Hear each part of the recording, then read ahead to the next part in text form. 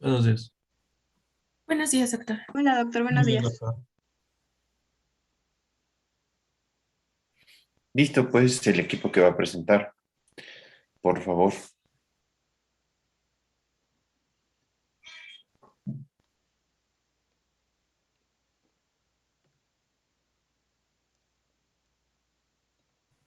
¿Ya ven mi pantalla? Sí, ya se ve. Gracias.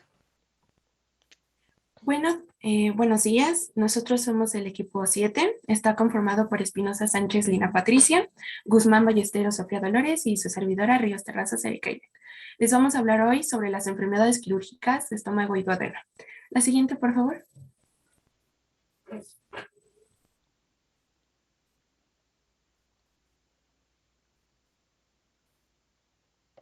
Este es el contenido, aunque lo cambiamos un poco para que lo puedan entender mejor y les agregamos algunas cosas. La siguiente, por favor.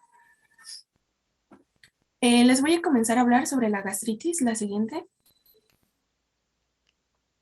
La gastritis básicamente está definida como un proceso inflamatorio de la mucosa, pero para que lo puedan entender mejor, les voy a hablar primero sobre la fisiopatología de la gastritis.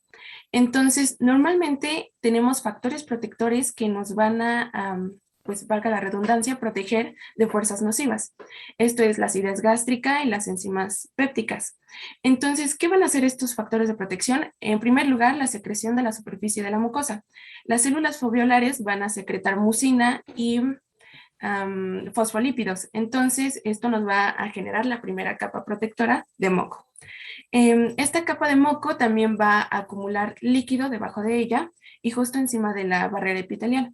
Entonces, las células epiteliales van a secretar bicarbonato para darle un pH neutro. Así que el ácido que se llega a difundir a través de ella, pues va a ser neutralizado gracias a este pH. También vamos a encontrar la barrera física, que va a estar formada por las células epiteliales y van a evitar la retrodifusión del ácido. Entonces, algo que va a mantener que estos factores protectores se sigan produciendo es el intenso flujo sanguíneo de la mucosa. Así que nos va a nos va a aportar oxígeno y nutrientes para que esto se siga haciendo correctamente, pero también va a retirar el ácido que se va a escapar hacia la lámina propia. ¿Cómo va a ser esto? Pues resulta que las células parietales, cuando secretan ácido hacia la luz gástrica, también van a secretar bicarbonato hacia los capilares. Entonces, esto pues va a generar una marea alcalina que cuando se necesite va a neutralizar el ácido que se llega a difundir. Algo muy chistoso es que justamente pues esta acción es lo que nos va a dar el mal del puerco, ¿no? O sea, la marea alcalina por la producción excesiva que se está dando de ácido y de bicarbonato hacia los capilares. También algo que va a ser un factor protector es la capacidad de regeneración epitelial. Se dice que estas células se reemplazan cada 3 a 7 días. Entonces, pues tenemos células completamente nuevas listas para seguirnos protegiendo, pues muy rápido. Y también la elaboración de prostaglandinas. Las prostaglandinas van a estimular que estos factores de protección se sigan dando. Y el hecho de que nosotros tengamos algún tipo de lesión, ya sea exógena o endógena, pues va a alterar todos estos pasos de protección. ¿Qué puede ser esto? Pues la infección por Helicobacter pylori, el consumo de AINES, el consumo de tabaco, de alcohol, la hiperacidez gástrica y el reflujo gastroduodenal van a ser factores exógenos que nos van a lesionar la mucosa.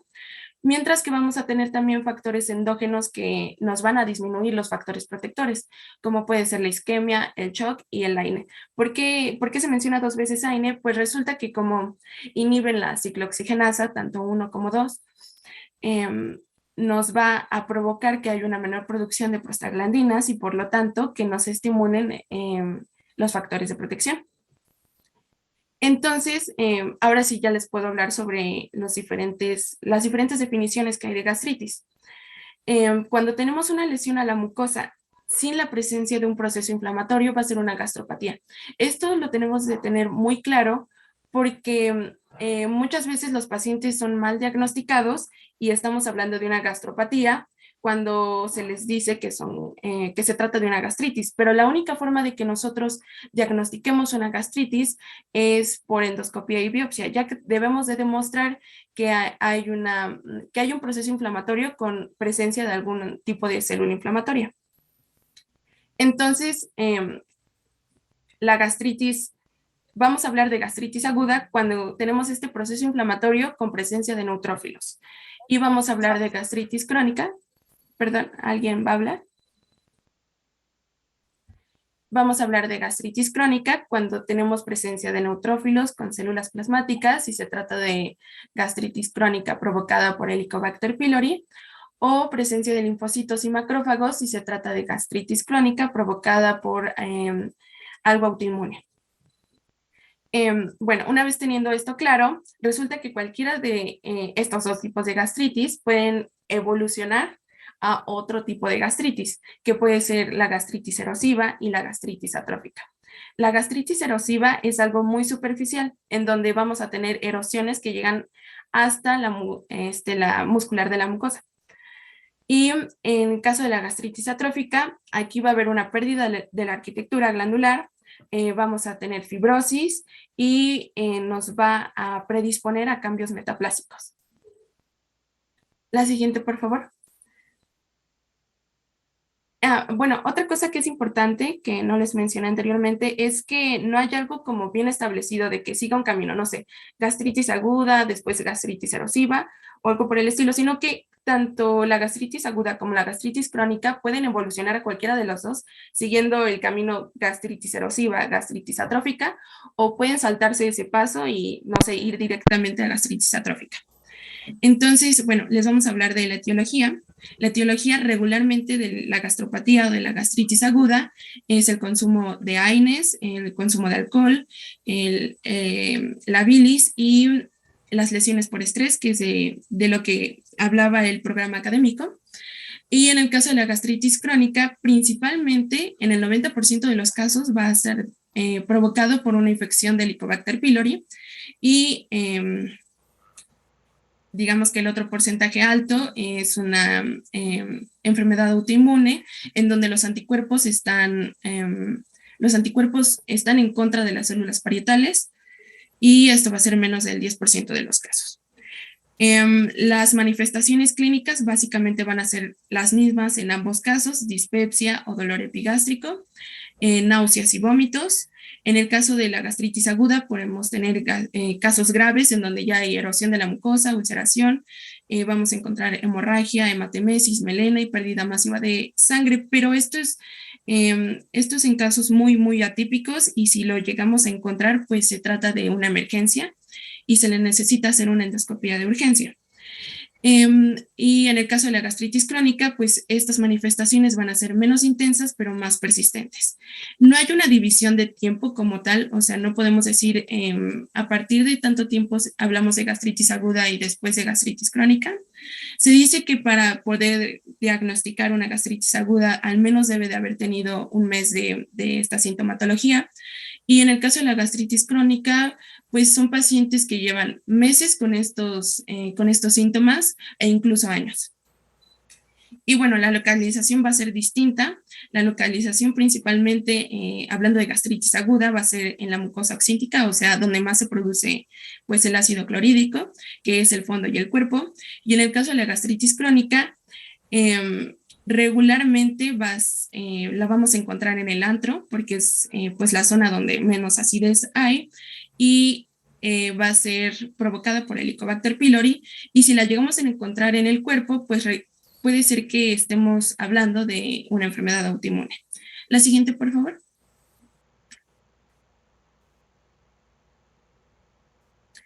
Bueno, ahora quiero hacer un paréntesis antes de seguir hablando de las gastritis, y es de la infección por Helicobacter pylori. Es sumamente importante hablar de ella porque va a ser fundamental en la patogénesis de la gastritis crónica, de la úlcera péptica y del cáncer gástrico. Helicobacter pylori es un bacilo gram negativo con flagelos en uno de sus poros que le van a conferir motilidad, y esto le va a ayudar a poder moverse entre las zonas de mayor acidez a las de menor acidez y buscar como lo que más le adecue a su supervivencia. ¿Qué le va a conferir esta capacidad de hacer todo esto? Los factores de virulencia. Tenemos los factores CAG-A y PIC-B, que le van a dar una mayor infiltración al epitelio gástrico, va a provocar una mayor reacción inflamatoria y va a lesionar el epitelio. La enzima ureasa, que es muy, muy importante incluso para poder diagnosticarla, va a inducir un ambiente más alcalino. A través de esta enzima va a tomar la urea y la va a convertir en hidróxido de amonio. Así puede adaptar el ambiente ácido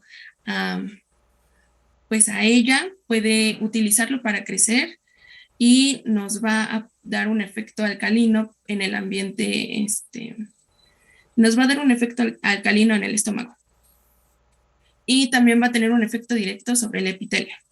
La citotoxina BAC-A y las adhesinas BAP-A y OIP-A van a mediar la adhesión al epitelio gástrico. Esto es muy, muy importante porque la adhesión va a ser la diferencia entre una colonización del Helicobacter pylori y ya una infección bien establecida. Entonces, estamos hablando, por ejemplo, de las adhesinas BAP-A y el factor CAG-A. Cuando lo encontramos en una cepa de Helicobacter pylori, podemos decir que se trata de una cepa muy agresiva y que va a tener una enfermedad más grave. También hay factores genéticos pues, nuestros que van a estar relacionados con la respuesta inflamatoria a la infección y también pues, vamos a estar hablando del tipo de enfermedad que vamos a generar, ¿no? Entonces se encontró que el gen IL1B, que va a codificar la interleucina 1 y la producción del factor de necrosis tumoral alfa, tenía que ver mucho con la fisiopatología de la infección por Helicobacter pylori. La siguiente, por favor.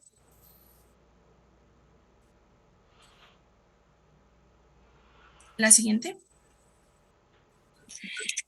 ¿Por qué es tan importante hablar pues de la infección de Helicobacter pylori? Pues resulta que estadísticamente más del 50% de las personas en todo el mundo están infectadas con esta bacteria. Y se hizo como un censo en México en el 2007, donde encontraron que del 20 al 40% de los niños en el estudio tenían infección de Helicobacter pylori. En el caso de los adultos, más del 70%. Y ya hablando de las enfermedades como tal, pues la presencia de Helicobacter pylori en el cáncer gástrico se encontró en más del 90% de los pacientes, en el caso de úlcera péptica en el 85% y en la dispepsia no orgánica en el 51%. ¿Cuáles van a ser los factores de riesgo? Pues todos los relacionados con vivir en un país en vías de desarrollo, que es pobreza, hacinamiento, mala higiene y falta de agua potable, ya que esta es una infección que se transmite fecal oralmente. Entonces es lo que pues va a contribuir a que nos infectemos por Helicobacter pylori. La siguiente, por favor.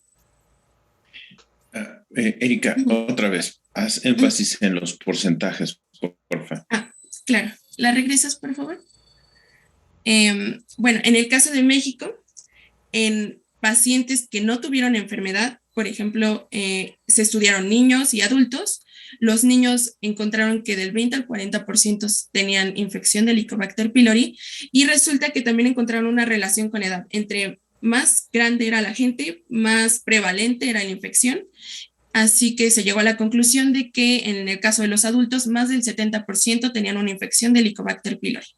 Cuando se estudiaron las enfermedades relacionadas a la infección de Helicobacter pylori, que es el cáncer gástrico y la úlcera péptica, los pacientes tenían, más bien el 90% de los pacientes tenían infección por Helicobacter pylori y en el caso de úlcera péptica, el 85% de los pacientes. En la dispepsia no orgánica, esto es muy, muy importante porque cuando regularmente un paciente va por dispepsia y se diagnostica gastritis, no estamos hablando de una gastritis. Regularmente estos pacientes tienen una dispepsia no orgánica en donde no hay una lesión inflamatoria.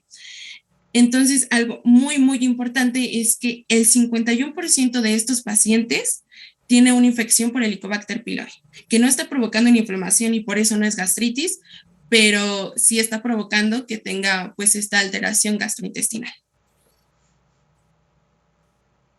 incluso, bueno, se habla que, o se considera que Helicobacter pylori es la infección bacteriana crónica más prevalente e importante en el ser humano, y la OMS lo clasificó como un carcinógeno de tipo 1.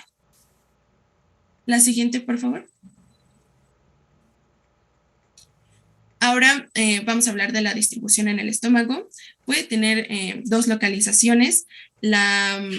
Oye, nada más, Erika, un comercial. Sí.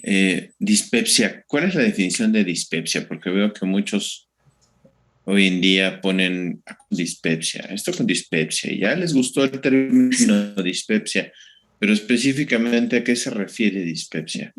Pues dispepsia es un conjunto de síntomas.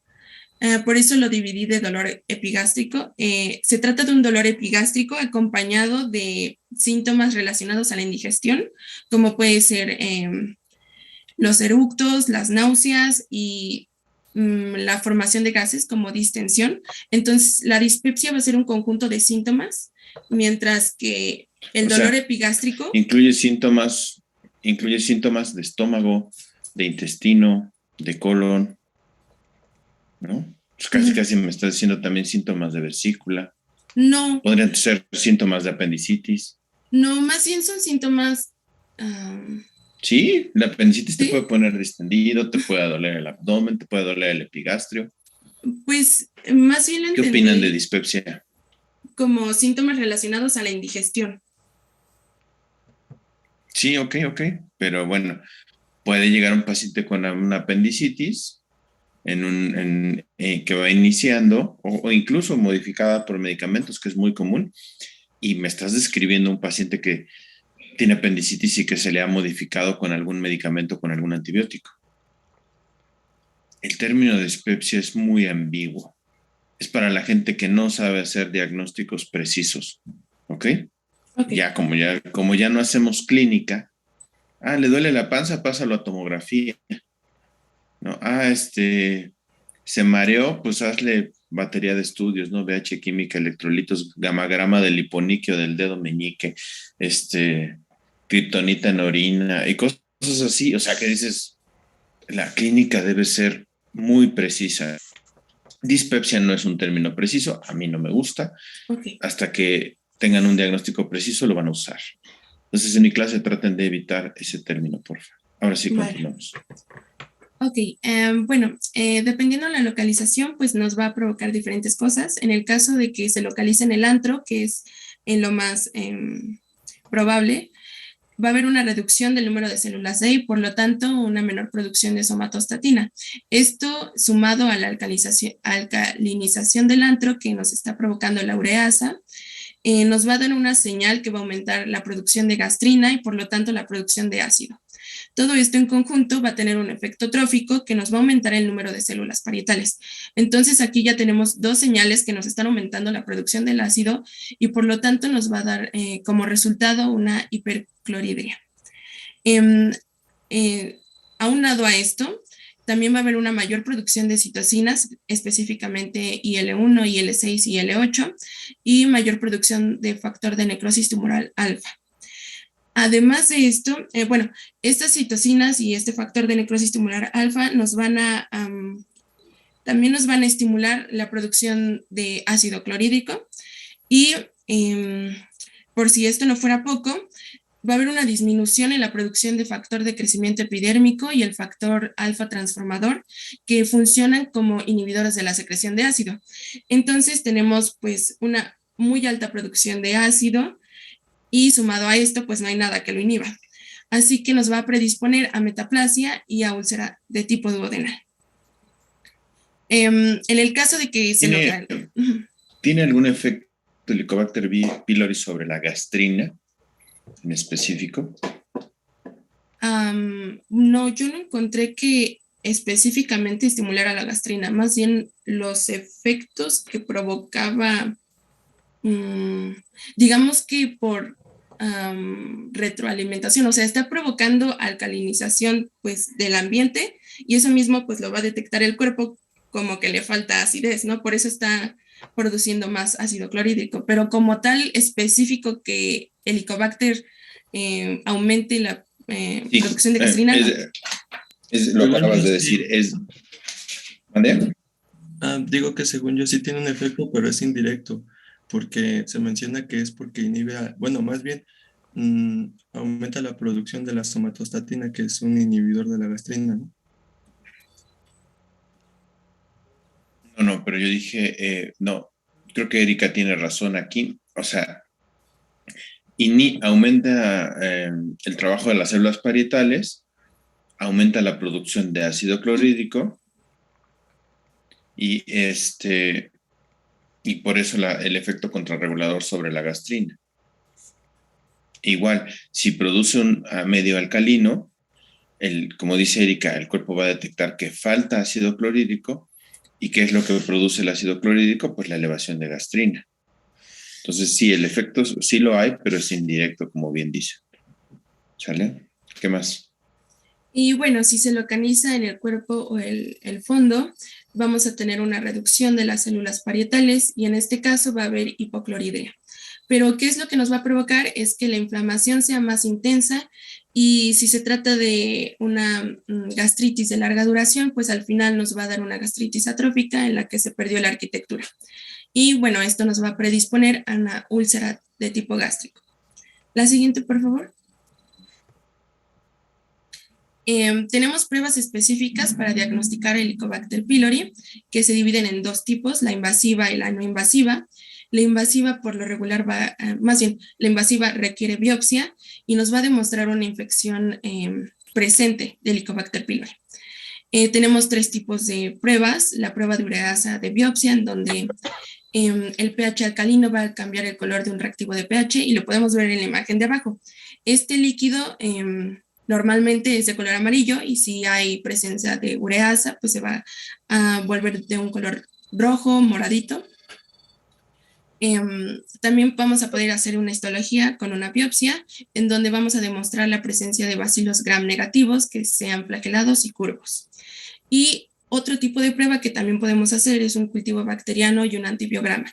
Pues nos puede dar las características bioquímicas y morfológicas de la bacteria y en el caso de que sospechemos un paciente con resistencia a antibióticos, pues nos va a elegir el esquema antimicrobiano más adecuado. Pero no se los resalté porque esto no se utiliza, o sea, casi no está disponible en los hospitales. Es un tipo de prueba muy cara y compleja, ya que el cultivo de Helicobacter pylori necesita cosas muy específicas para poder darse correctamente. Como es una bacteria microaerofílica, pues necesita un ambiente con poco oxígeno. También necesita que esté a la temperatura del cuerpo, a 36 grados más o menos, 37, para poder crecer.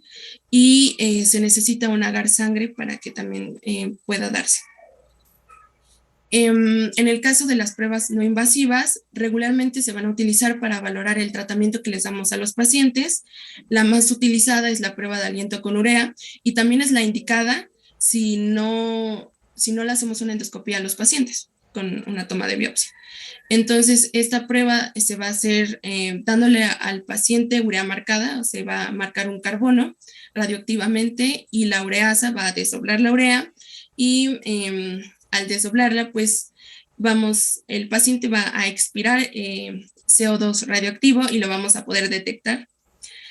Y también tenemos otras pruebas, antígeno en heces, que también sirve para el tratamiento, ya no encontrar el antígeno del Helicobacter pylori en las heces, no se usa casi, y la serología, en donde detecta la inmunoglobulina G sérica. Esta en México no se utiliza porque, como les mencionaba anteriormente, el Helicobacter pylori es una infección con alta prevalencia pues en la población, ¿no? Entonces, a pesar de que se erradique esta infección, los pacientes van a seguir teniendo inmunoglobulina G en la sangre, así que aquí no se utiliza. La siguiente, por favor.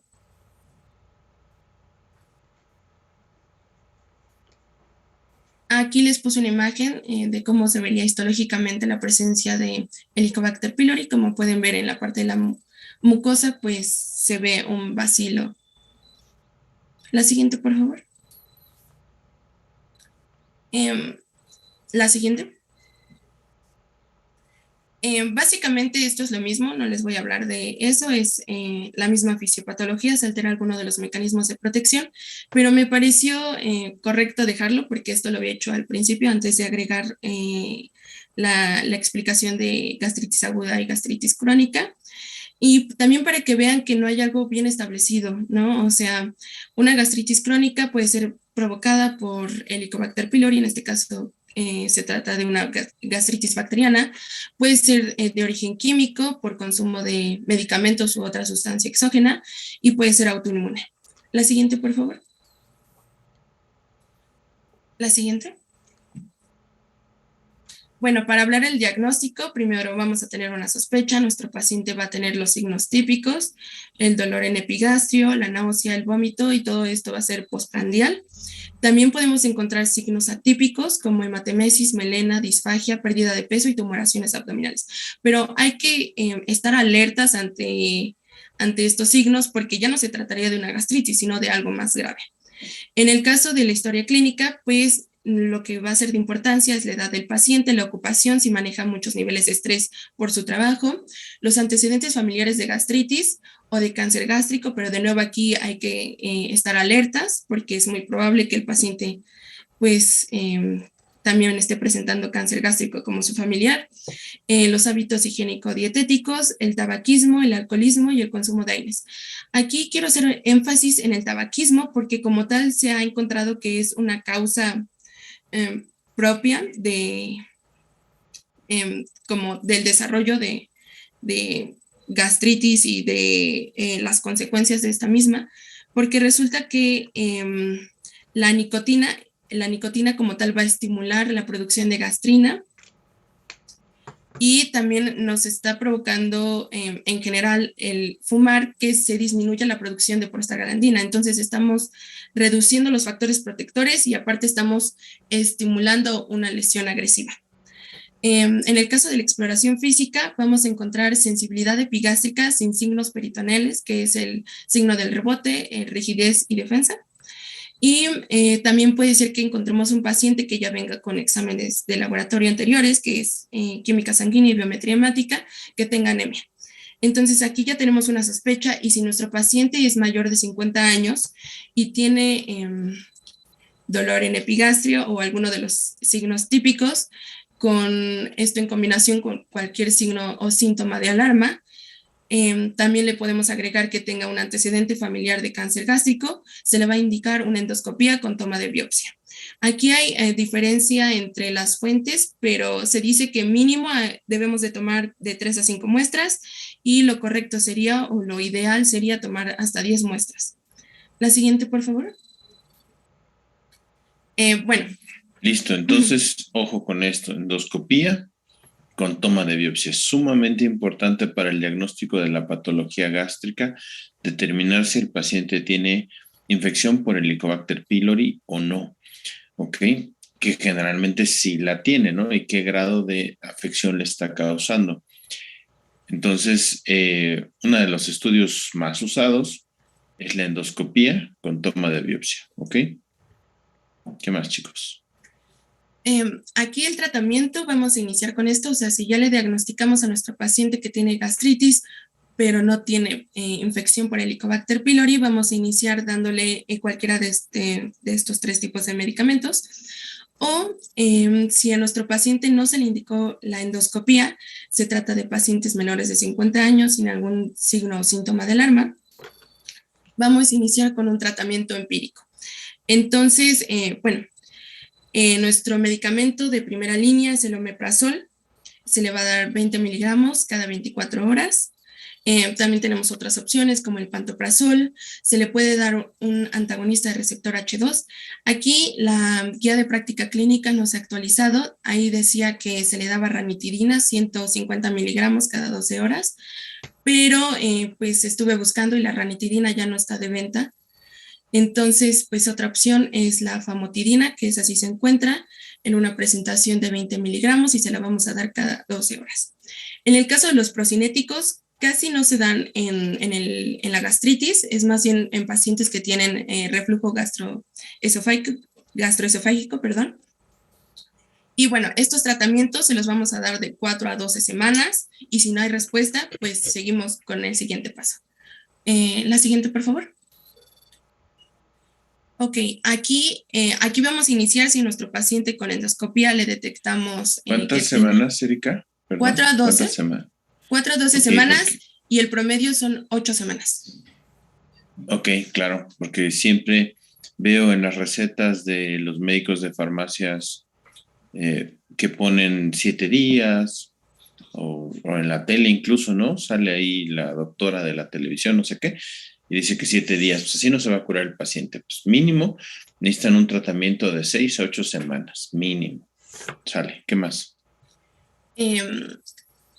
Ahora bien, si con el tratamiento... Hablando del, perdón, hablando del inhibidor de bomba de protones, ¿no? Sí. Ahora vas a dar tú el esquema de erradicación del Helicobacter pylori, que ese sí son 2 semanas, ¿ok?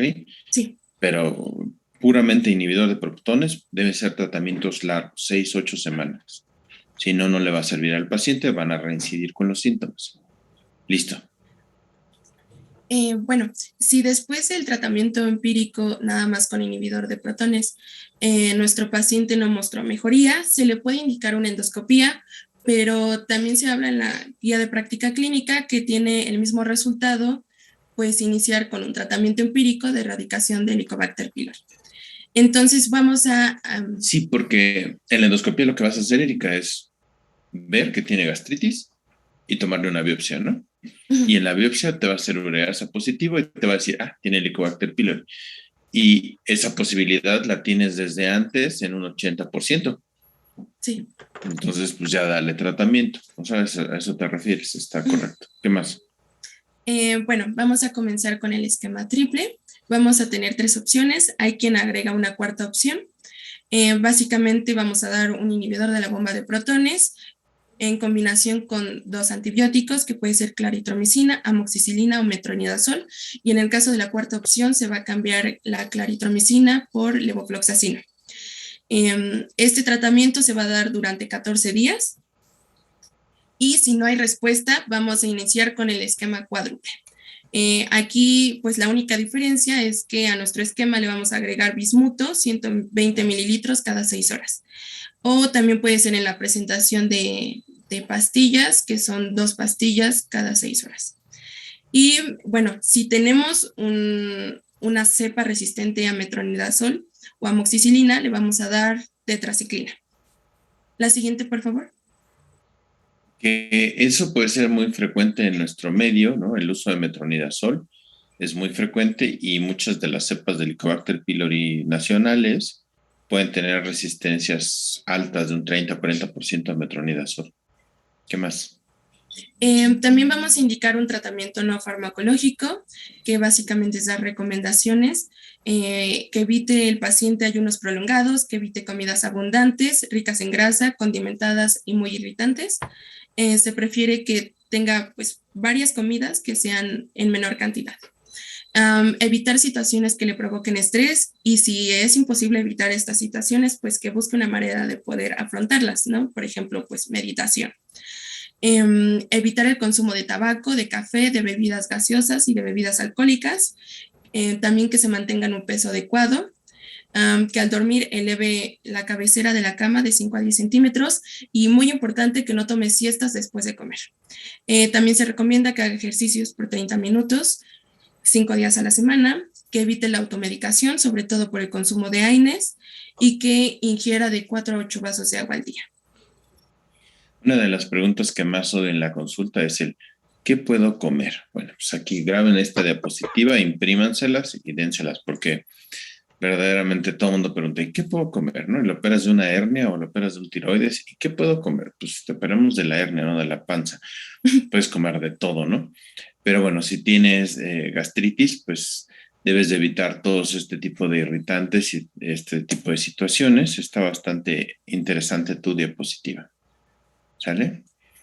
Y la otra, como los que se lesionan los tobillos o los que se tienen fracturas, ¿no? La pregunta es, ¿y voy a volver a poder jugar fútbol? O sea, espérate, primero deja que camines, ¿no? O sea, y luego vuelves a ver si puedes jugar fútbol, ¿no? Entonces, la gente pregunta muchas cosas absurdas en la consulta. Entonces, tener este tipo ya hecho como de recomendaciones ya hechas, les va a ayudar mucho. ¿Qué más? Gracias, doctor. La siguiente, por favor. Y ahora sí, esto es lo que venía en el programa, la gastritis y las úlceras por estrés. Estas son lesiones gástricas en pacientes que se encuentran en estado crítico y que están internados en la unidad de cuidados intensivos. La prevalencia es desconocida con precisión porque pues realmente no se hace como investigación acerca de esto, pero se ha encontrado en las necropsias que el 80% de los pacientes que fallecen aquí pues tienen, tienen gastritis o alguna úlcera por estrés. Y también se dice que del total de pacientes críticos, más del 75% van a desarrollar lesiones gástricas de algún tipo. También podemos nombrar a las úlceras dependiendo su localización. Las úlceras de estrés pues están provocadas por shock, sepsis o un traumatismo grave. Las úlceras que se encuentran en el duodeno proximal la vamos a llamar úlcera de Curling y está provocada por quemadura o un traumatismo grave. Y las úlceras gástricas, duodenales o esofágicas las vamos a llamar úlceras de Cushing y están provocadas por enfermedad intracraneal. Y estas úlceras tienen una alta incidencia de perforación. La siguiente, por favor. Bueno, básicamente aquí la fisiopatología va a ser que el estrés fisiológico intenso nos va a provocar una vasoconstricción esplácnica. También va a tener un efecto sobre la producción de ácido clorhídrico. Entonces, esto pues va a alterar la vascular mucosa y por lo tanto la submucosa y vamos a tener como resultado una isquemia y degradación de la mucosa. Entonces, pues lo que va a provocar es que se erosione la mucosa y por lo tanto que nos dé como resultado una gastritis erosiva. Si esto evoluciona y se vuelve más profundo, pues ya estaremos hablando de una úlcera. La característica de este tipo de lesiones es que van a ser múltiples, bien delimitadas, la base va a ser de color marrón negruzco debido a la licuefacción de la sangre en el ácido clorhídrico. La inflamación va a ser de tipo transmural. Vamos a encontrar mucosa, la mucosa adyacente a estas lesiones va a ser normal. No va a haber cicatrización y engrosamiento de los vasos sanguíneos como se encuentra en la úlcera péptica. Y las manifestaciones clínicas de estos pacientes puede ser desde asintomático hasta sangrado de tubo digestivo alto. Entonces, ¿cómo vamos a ver esto? Pues sangre que se va a drenar por la sonda nasogástrica. Puede ser que nuestro paciente tenga hematemesis o vómito. También puede presentar melena. Y si se trata de un sangrado masivo, pues también podemos encontrar sangre fresca por el recto. La siguiente, por favor. El tratamiento básicamente está enfocado a mantener al paciente grave, conservando el volumen circulante, teniendo una buena perfusión, oxigenación tisular, con respiración asistida y solucionando las alteraciones de coagulación. Lo que se dice es que mientras el paciente esté estabilizado en la enfermedad principal por la que se encuentra en estado crítico, pues es muy poco probable que desarrolle una lesión gástrica. Aquí les puse pues una marquita en el uso de inhibidores de bomba de protones y análogos de la somatostatina, porque esto está como criticado. Se dice que si lo hacemos de forma, pues antes de que se presente la lesión, lo que vamos a provocar es que haya un mayor crecimiento de las bacterias gastrointestinales y le provoquemos alguna otra infección, por ejemplo, pulmonar al paciente debido a esto. Y también se dice que en los pacientes con hemorragia persistente, a pesar del tratamiento que le estemos dando, probablemente necesiten gastrectomía total si no se soluciona esto. Pero también esto es como, pues no está muy bien establecido porque el paciente pues ya se encuentra con alguna otra causa que le esté provocando que esté en estado crítico y aunado a esto pues le vamos a hacer una cirugía mayor, ¿no? Y pues se trata de una gastrectomía total. Entonces, pues lo que se habla es que tengamos al paciente en el control de la enfermedad principal y que lo estemos vigilando continuamente. O sea, si encontramos algún tipo de lesión gastrointestinal, pues ahora sí le demos algún tipo de medicamento como inhibidores de la bomba de protones para evitar que esto evolucione a algo más grave. La siguiente, por favor. Incluso de forma profiláctica, desde que ingresa a una unidad de cuidados intensivos el paciente por otro tipo de causas, quemaduras o lo que sea, hay que protegerlo con inhibidor de bomba de protones porque la morbilidad, cuando ya tienes úlceras múltiples por estrés, sangrando y demás, si tú le haces una gastrectomía, pues la morbilidad y mortalidad que le agregas es muchísima. ¿Ok? Entonces lo ideal es prevenirlo. ¿Qué más? La siguiente. Y bueno, ahora vamos a pasar al tema de la enfermedad ulcerosa péptica. Pues vamos a empezar por describir, ya Erika nos mencionó unos tipos de úlceras, pero aquí en este caso van a ser defectos focales de la mucosa, puede ser gástrica o duodenal, que se van a extender hasta la submucosa. Ya Erika nos había presentado un esquemita de justo de las capas de esta mucosa, o bueno, del tejido gástrico. Y pues aquí nos podemos dar cuenta, pues cómo está primero la mucosa, por debajo la submucosa y la capa muscular. En algunas bibliografías decía que podía incluso llegar a la capa muscular. Entonces, pues también depende de estas lesiones que se presenten. Estas úlceras pueden ser iguales o mayores a 5 milímetros de diámetro y van a ser redondas u ovaladas. Generalmente van a presentar bordes bien delimitados. Y muy frecuentemente la mucosa va a estar, la mucosa circundante va a estar hiperémica y edematosa, esto mismo por la lesión que provoca, por toda la inflamación y la irritación. Y también van a presentar una fina capa de exudado gris o blanquecino que va a cubrir esta parte que se menciona, el cráter de la lesión, o sea, que va a ser justamente como el centro de la lesión. Y esta capa va a estar formada por tejido fibroso, por tejido de granulación y tejido fibrinoide también. Algo interesante es que va a tener diferentes localizaciones, sin embargo, las más frecuentes van a ser el duodeno proximal, el estómago, algunas ocasiones se puede presentar en el esófago, y algo interesante es que se puede presentar en lugares con mucosa gástrica ectópica, como puede ser el divertículo de Meckel, que recordando un poco, pues este va a ser una normalidad congénita que es algo frecuente. Y pues esto va a ocurrir cuando la unión entre el intestino y el cordón umbilical, no se va a cerrar completamente, y esto nos va a generar la formación de este divertículo, que va a ser como una pequeña bolsita en el intestino delgado, y pues aquí también podemos encontrar una úlcera. Esto va a ser importante porque para su exploración pues va a ser un lugar difícil, ¿no?, de localizar. Incluso muchas veces se detectan cuando se está haciendo otro procedimiento, pero esto va a ser importante también. Sí, ese lo vamos a ver cuando veamos intestino delgado. El divertículo de Meckel es una persistencia del conducto ónfalo-mesentérico. Generalmente son varones primogénitos, es más frecuente en hombres 2x1, en fin. Y tiene este pequeño saculación del intestino delgado, del ilion terminal. Específicamente, su mayor frecuencia está a 2 pies de la válvula ileocecal sobre el ilion terminal. Tiene mucosa ectópica, puede tener mucosa ectópica pancreática y mucosa ectópica gástrica, y es por eso que también podría entrar en este tema de úlcera péptica. ¿Qué más, chicos? Bueno, en cuanto a la epidemiología, se va a reportar que hasta 1/3 de los adultos del mundo occidental se reportan, bueno, ya lo dijo el doctor, con síntomas gastrointestinales, ¿no? Entonces, la prevalencia de esta úlcera péptica en pacientes que presenten estos síntomas, este tipo de síntomas, se va a reportar de un 10 a un 20%. La epidemiología, sobre todo aquí en México, pues no está muy bien establecida. No encontré como tal una cifra o un porcentaje en pacientes generales que no presenten síntomas gastrointestinales. Solamente esto de los pacientes de un 10 a un 20% de los que presentan síntomas.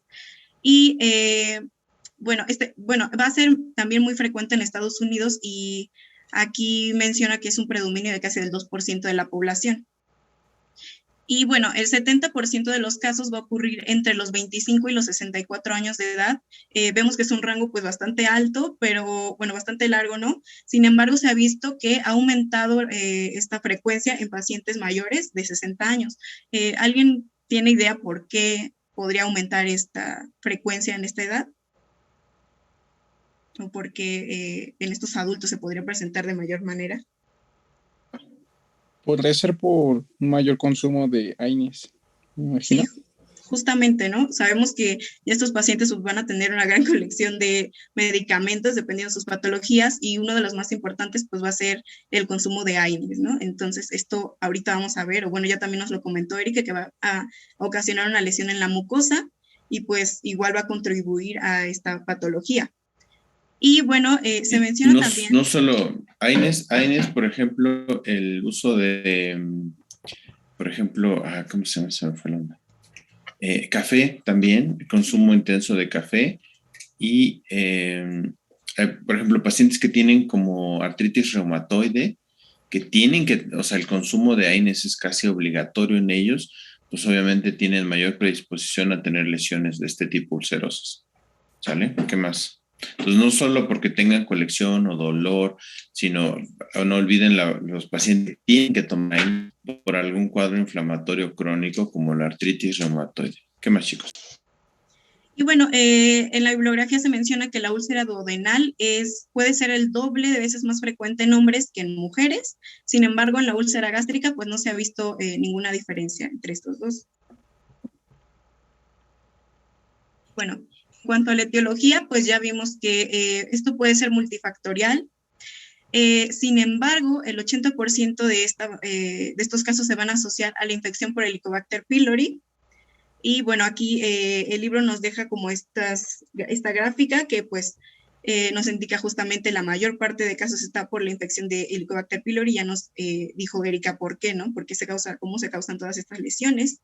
Y bueno, la segunda causa pues va a ser el uso de AINES. Otras causas que pueden ser como las drogas, como el alcohol. Se menciona que de las drogas algo importante es la cocaína, el tabaquismo, e incluso el estrés, entre otras cosas.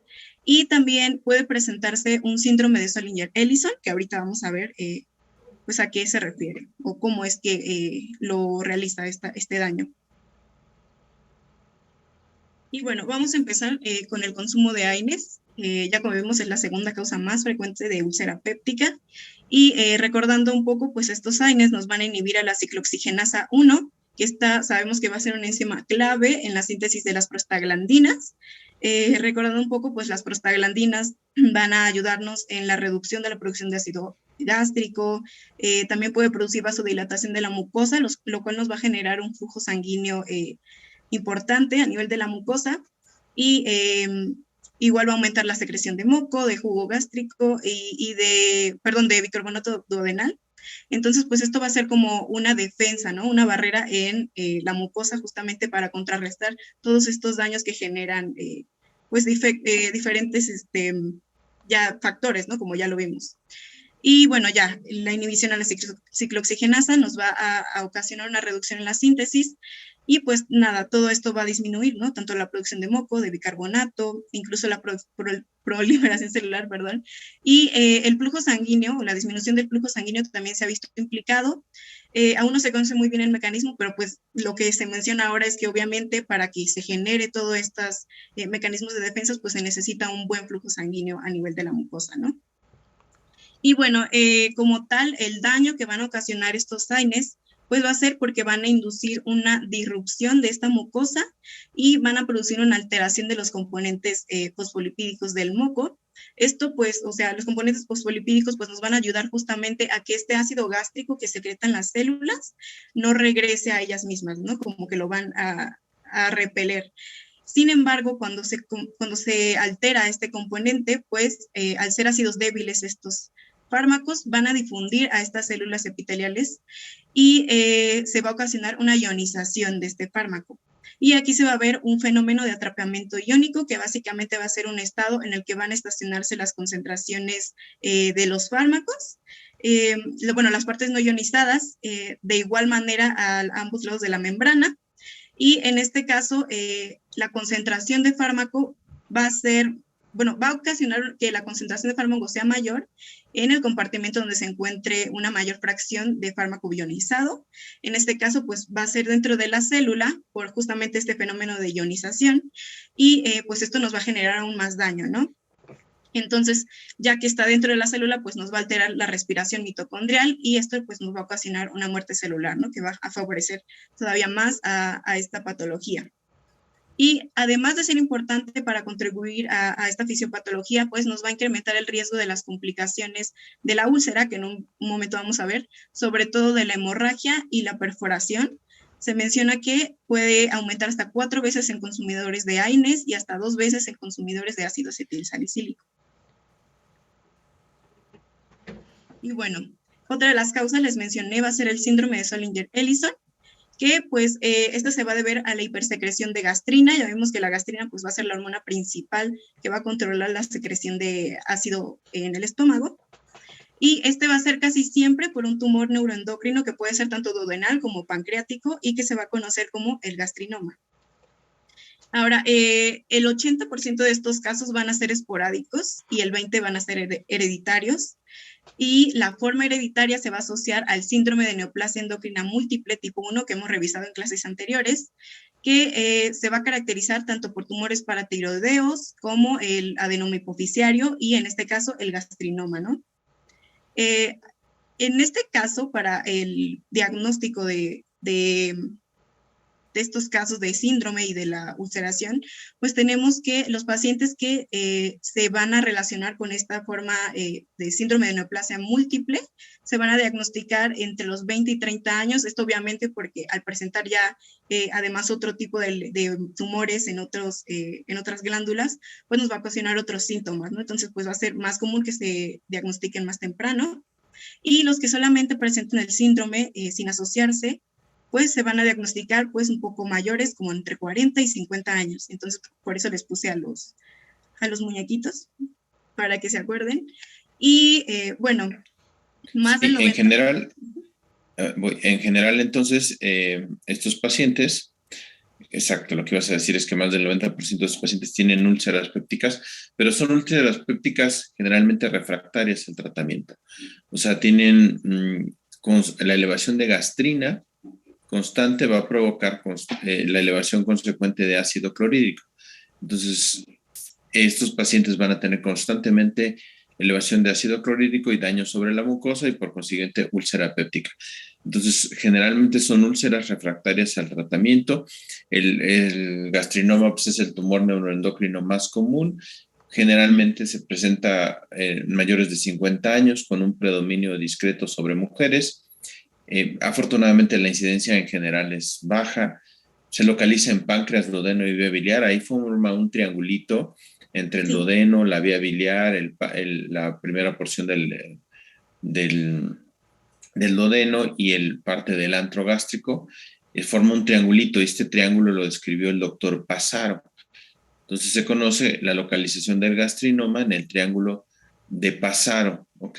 Los pacientes obviamente van a presentar pirosis refractaria, dolor, úlceras pépticas atípicas sobre todo, pueden tener diarrea, tiene un potencial maligno importante el gastrinoma, pero principalmente es esto que iba a decir, que el 90% de los pacientes presenta úlcera péptica, que el 36% de estas úlceras son múltiples y refractarias al tratamiento y además pues, se va a acompañar de los síntomas de gastritis, de los síntomas de reflujo, puede haber diarrea, malabsorción, en fin. Entonces, todo esto conlleva el gastrinoma, ¿no? Ok. Porfa, Lina, continúa. Sí, gracias, doctor. Bueno, ya como lo mencionó el doctor, pues va a haber diferentes localizaciones. Ahorita les voy a enseñar el triangulito que mencionó, pero mayormente se van a presentar en el duodeno proximal y como mencionó, van a haber síntomas frecuentes como el dolor epigástrico, que básicamente va a ser el más importante. También puede presentarse reflujo gastroesofágico y una diarrea, entre otros. Y bueno, aquí les presento este triángulo del gastrinoma que mencionó el doctor, donde pues alrededor del 80% de estos tumores primarios se va a encontrar en alguna de estas estructuras que se encuentren dentro de este triángulo, ¿no? Como ya vimos, puede... Triángulo de Passaro, exacto. Triángulo de Passaro, lo describe Passaro. ¿Qué más? Gracias. Sí, pues va a encontrarse la cabeza del páncreas, la porción proximal del duodeno y también el antro, como mencionó el doctor. Y bueno, para diagnosticar este síndrome, pues obviamente la clínica va a ser muy importante, pero para la confirmación se va a realizar una prueba de estimulación con secretina, que bueno, recordando la secretina va a contrarrestar todos estos efectos que va a causar la gastrina, porque va a segregar bicarbonato y algunas otras enzimas. Entonces pues aquí se va a administrar un bolo intravenoso de secretina, generalmente, bueno, se menciona que de 2 unidades por kilogramo, y aquí pues se van a estar controlando los niveles de gastrina antes y después de esta administración, y se menciona que unas cifras mayores a 200 picogramos por mililitro, pues va a sugerir la presencia de este gastrinoma, ¿no? Obviamente. Oye, Lina, antes, ¿qué efecto puede tener un paciente que está tomando inhibidor de bomba de protones sobre la gastrina? Bueno, pues lo que va a ocasionar es justamente que deje de producir, ¿no? O evitar la producción de ácido gástrico. ¿Listo? No contestaste mi pregunta. ¿Qué efecto puede tener un paciente que está consumiendo inhibidor de bomba de protones sobre la gastrina? O sea, ¿se refiere como ¿Que efecto aumente adverso? la gastrina? Que aumente la gastrina, ¿lo dijo Waldo o quién? Sí, doctor. ¿Por qué? Porque es como un mecanismo en el que los inhibidores de bomba de protones, pues, inhiben la secreción de estos. Entonces la gastrina es como una retroalimentación negativa o una retroalimentación negativa. Si ve que ese efecto disminuye, entonces la gastrina tiende a aumentar. Sí, o sea, cuando tienes poco ácido clorhídrico, la gastrina aumenta para producir ácido clorhídrico, ¿ok? O sea, nosotros producimos gastrina con el fin de estimular a las células parietales y decirles que produzcan ácido clorhídrico. Cuando el paciente toma inhibidor de bomba de protones, bloquea el paso final de este proceso, que es la bomba de protones, no se produce el ácido clorhídrico. El cuerpo dice, ¿qué pasa si yo le estoy mandando la señal a la célula parietal? Y la célula parietal, sí lo estoy recibiendo, pero pues por alguna razón no puedo producir el ácido clorhídrico. Entonces gastrina aumenta, ¿no? Y le da de latigazos a la célula parietal y la célula parietal no produce el ácido clorhídrico suficiente. Eso es lo que hacen los inhibidores de bomba de protones. De forma indirecta van a elevar la gastrina. Por lo tanto, si ustedes sospechan de un gastrinoma, el paciente, para hacerle estas pruebas, no tiene que estar tomando inhibidores de bomba de protones, porque un paciente que toma inhibidor de bomba de protones, si le hacen una determinación de gastrina, puede tener elevada la gastrina y ustedes decir, oh, listo, soy buenazo, diagnostiqué un gastrinoma, listo. Y no, simplemente es que su paciente está tomando inhibidor de bomba de protones, va a tener una hipergastrinemia contrarreguladora a este medicamento. Suspendan el inhibidor de bomba de protones una semana, 10 días antes de hacer la prueba de gastrina. ¿Sale? ¿Qué más, chicos? Bueno, sí, y posteriormente también se puede realizar una ecografía transabdominal o una tomografía computarizada para localizar este tumor, ¿no? Y en caso ya del tratamiento, pues se considera que todos los pacientes que tengan un gastrinoma esporádico se van a considerar para la extirpación quirúrgica de este tumor.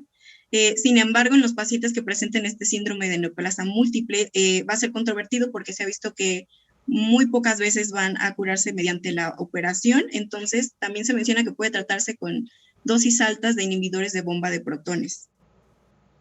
Y bueno, aunque sí es refractario, y acuérdate que también gastrinoma tiene un potencial maligno importante, entonces sí habría que resecar el tumor. Generalmente todos estos tumores neuroendocrinos, que son llamados de páncreas, aunque gastrinoma se sale un poquito por ahí hacia el duodeno, vía biliar, en este triángulo de Pazaro, deben de ser enucleados o resecados. ¿Sale? Okay. Gracias. Y bueno, ya en cuanto a la fisiopatología, pues esta enfermedad se va a considerar como el resultado de un desequilibrio de los factores agresivos y los factores defensivos de la mucosa gastroduodenal. Ya lo vimos ahorita también con mi compañera Erika, pero básicamente pues estos factores de agresión pues puede ser el ácido gástrico, la pepsina, los AINES y esta misma infección por el Helicobacter pylori. Y en la defensa, pues vamos a encontrar el bicarbonato, ya vimos el flujo sanguíneo, el moco, uniones celulares y esta resistencia apical de por estos mismos factores. Y también se mencionan los factores de reparación, como va a ser la restitución celular, un tapón mucoide, la proliferación también celular y también los factores de crecimiento, ¿no? Justamente para hacer pues toda esta reparación del tejido. Y bueno, aquí podemos encontrar diferentes anomalías fisiopatológicas en esta úlcera, como pueden ser, bueno, aquí se menciona la frecuencia, generalmente se va a encontrar una disminución en la secreción duodenal de bicarbonato, un aumento en la secreción nocturna de ácido y bueno, también durante el día, en general, todo el día, un aumento en la carga de ácido duodenal, un aumento en la monoxidasa, que pues aquí nos mencionaba que también nos va a ayudar en la parte del sistema gástrico en el catabolismo, bueno, la desaminación oxidativa. Entonces, pues esto también va a ser muy importante. Va a ocasionar que haya un aumento en el vaciamiento gástrico. Entonces, esto también nos va a ocasionar pues el daño junto con el ácido, la disminución de bicarbonato y también va a haber una inhibición del pH por la liberación de la gastrina, ¿no? Entonces, pues igual esto por el ácido nos va a disminuir el pH. Bueno, vamos a tener a esta clasificación de Johnson. Esta es una clasificación modificada, donde nos va a clasificar a las úlceras dependiendo de su localización. Entonces, el tipo 1 va a encontrarse en la curva menor del estómago, en esta incisura, el tipo 2 en el cuerpo del estómago y además de esta úlcera puede presentarse una úlcera duodenal, ya sea que se encuentre activa o que se encuentre ya curada, pero van a presentarse juntas. El tipo 3 va a ser prepilórica. En el tipo 4 pues la vamos a encontrar en la curva menor, pero ya cerca de esta unión gastroesofágica. Y el tipo 4 va a ser la inducida por AINES o ácido acetilsalicílico, que puede encontrarse en cualquier parte del estómago, ¿no? Entonces esto también va a ser muy importante para clasificar a la úlcera y pues manejarla de distinta manera según su localización. Bueno, ya entrando a la parte de manifestaciones clínicas, pues como les comenté, el dolor abdominal va a ser el más importante. Se menciona que más del 90% de los pacientes con úlcera se van a quejar de este dolor abdominal. Este dolor va a ser no irradiante, urente y va a localizarse en el epigastrio. Estos pacientes, bueno, con úlcera duodenal, generalmente van a presentar dolor postprandial, se menciona que de 2 a 3 horas después de una comida, y por la noche, 2/3 de estos pacientes con úlceras duodenales, pues se van a quejar de que este dolor los despierta por las noches, ¿no? Pero en el dolor de la úlcera gástrica, pues igualmente se va a dar con la alimentación, después de la alimentación, pero no es tan común ver que los pacientes se despierten por la noche, entonces esto va a ser importante también al encontrar a los pacientes, ¿no? Para pues ir como viendo la localización también por estos síntomas. Otros síntomas pues pueden ser la sensación de hambre. A ver, otra vez. Había entonces ahí por ahí una descripción de dolor en 3 tiempos, dolor en 4 tiempos, y decían que la úlcera duodenal, que bueno, ya nos dijiste bien que la úlcera duodenal generalmente son pacientes más jóvenes, es un adulto joven, alrededor de los 40 años, con dolor recurrente, urente en epigastrio, que generalmente es un dolor paroxístico nocturno y que se da en 3 tiempos.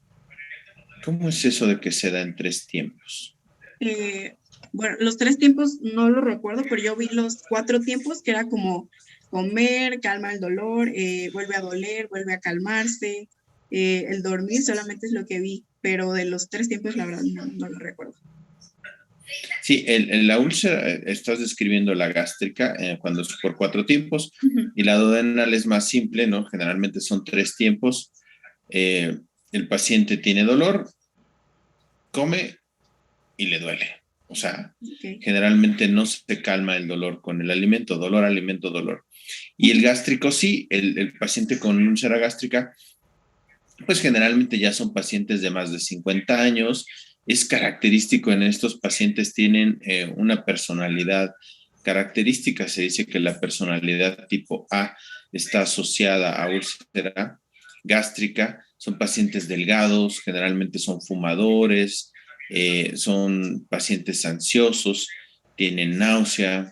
El cuadro igual es un cuadro de dolor urente en epigastrio que se exacerba con las comidas irritantes, pero que presenta un ritmo de 4 tiempos. Cuando el paciente aprende a comer alimentos alcalinos, el alimento calma el dolor y el ayuno provoca el dolor. Entonces, los 4 tiempos serían alimento, se calma, y al haber alimento en el estómago, genera un efecto como de buffer, de alcalinidad, y entonces el ayuno les produce dolor. Entonces, alimento.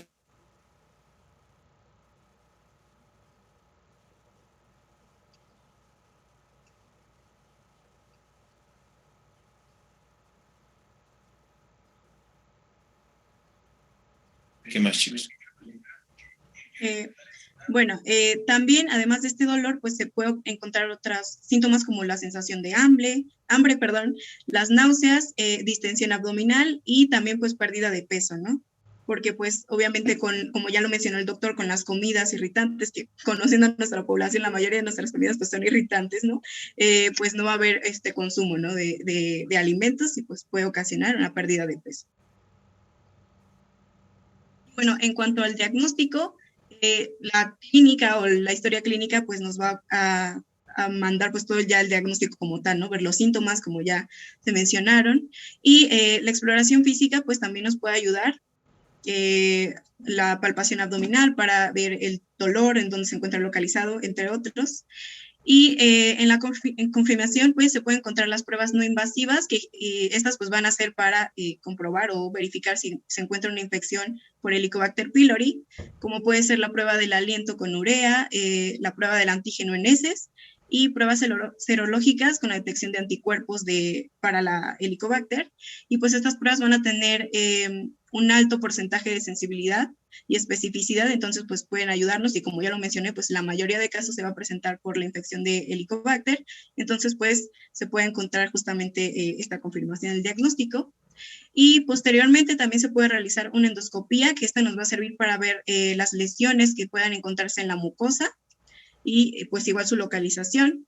Y en casos de que no se pueda realizar esta endoscopía, pues se menciona que se puede realizar una serie esofágo-gastroduodenal para igualmente localizar estas lesiones. Y bueno, aquí encontramos en imagen, pues, como es la úlcera duodenal y el ejemplo de una úlcera gástrica de igual manera. Y bueno, el tratamiento médico, pues, va a llevar unas medidas generales que van a ser, pues, el evitar consumo de sustancias como tabaco, el alcohol, los AINES si no son necesarios. Y pues se menciona que si llegaran a ser necesarios estos AINES para enfermedades crónicas que tengan los pacientes, pues que también se administren o pues se receten inhibidores de la bomba de protones para evitar pues justamente ya toda esta acidez. Y el manejo, bueno, también además consumo de alimentos irritantes, ¿no? Como ya vimos, el café, algunos cítricos, picante, entre otros. Y bueno, el manejo farmacológico pues va a darse principalmente por los inhibidores de la bomba de protones, ya Erika nos mencionó algunos, y también se menciona que se pueden dar dosis altas de los inhibidores de receptores H2 y del sucralfato también, entonces estos van a ser eficaces de igual manera. Y se menciona que los pacientes que estén hospitalizados por ya complicaciones de las úlceras, pues deben recibir una dosis alta de estos inhibidores, pero que sea intravenosa, y van a considerarse según pues el tratamiento y según la lesión por el consumo de por vida de estos inhibidores de bomba de protones. Ahora, si se detecta la infección por Helicobacter pylori, pues vamos a tratarla ya con alguno de los esquemas que Erika nos mencionó. Y si la prueba inicial para Helicobacter nos resulta negativa y síntomas van a persistir, nos recomienda realizar otra prueba, sobre todo ya de tratamiento, porque van a encontrarse muchos falsos negativos para esta infección y pues ya vimos va a ser lo más frecuente, entonces pues tenemos que descartarlo primero. Sí, o sea, 80% de los pacientes va a tener infección por Helicobacter, ¿no? Entonces, adelante. Y bueno, ya pasamos... Nada más, ahí por ahí dijiste que las complicaciones de la úlcera péptica. ¿Cuáles serían las complicaciones de la úlcera péptica? Estas van a ser la hemorragia, la perforación y la obstrucción intestinal. Estas las vamos a ver ahorita ya. Pero básicamente... Ok, a ver, hemorragia, ajá, que es todo un tema, ¿no? Sangrado tubo digestivo, que incluye esta parte de la hemorragia de úlcera gástrica y úlcera duodenal. Luego dijiste perforación. Ajá, la perforación de la úlcera. Que también es otro tema, ¿no? Que nos va a dar abdomen agudo, aire libre subdiafragmático, Ujú. ¿no? Que todos estos datos de abdomen agudo con perforación de víscera hueca, que principalmente es el aire libre en el diafragma que se ve ahí arriba del hígado y abajo del diafragma, se ve una línea en la radiografía de tórax de aire libre abajo del diafragma. El aire libre subdiafragmático lo evaluamos en la radiografía de tórax, no en la de abdomen, porque generalmente las radiografías de abdomen no están bien tomadas y no sacan bien las cúpulas diafragmáticas, y en la de tórax sí. Entonces, radiografía de tórax con el paciente sentado, porque el aire se va a ir hacia arriba, se va a acumular arriba y ustedes van a hacer el diagnóstico de aire libre subdiafragmático. Además, el paciente va a tener abdomen agudo, la historia clínica de úlcera o dolor ulceroso en epigastrio, y entonces van a hacer el diagnóstico de úlcera perforada. Entonces, perforación. Y luego me dijiste obstrucción de tubo digestivo, pero Ajá, obstrucción de tubo digestivo alto, ¿no? Ujú, sí, Obstrucción de tubo digestivo alto. ¿Y cómo podría obstruir una úlcera el tubo digestivo? bueno, esto lo vamos a ver ahorita, traigo los temas después de esto, pero básicamente menciona que va a ser, puede ser por el edema que ocasione esta lesión, esto va a ser de forma aguda o crónica, puede ser de estas dos formas, o también por trastornos en el movimiento, ya por la úlcera, mencionaba que esto es de forma aguda, y de forma crónica pues puede ser por una cicatriz que ya se encuentre debido a la úlcera.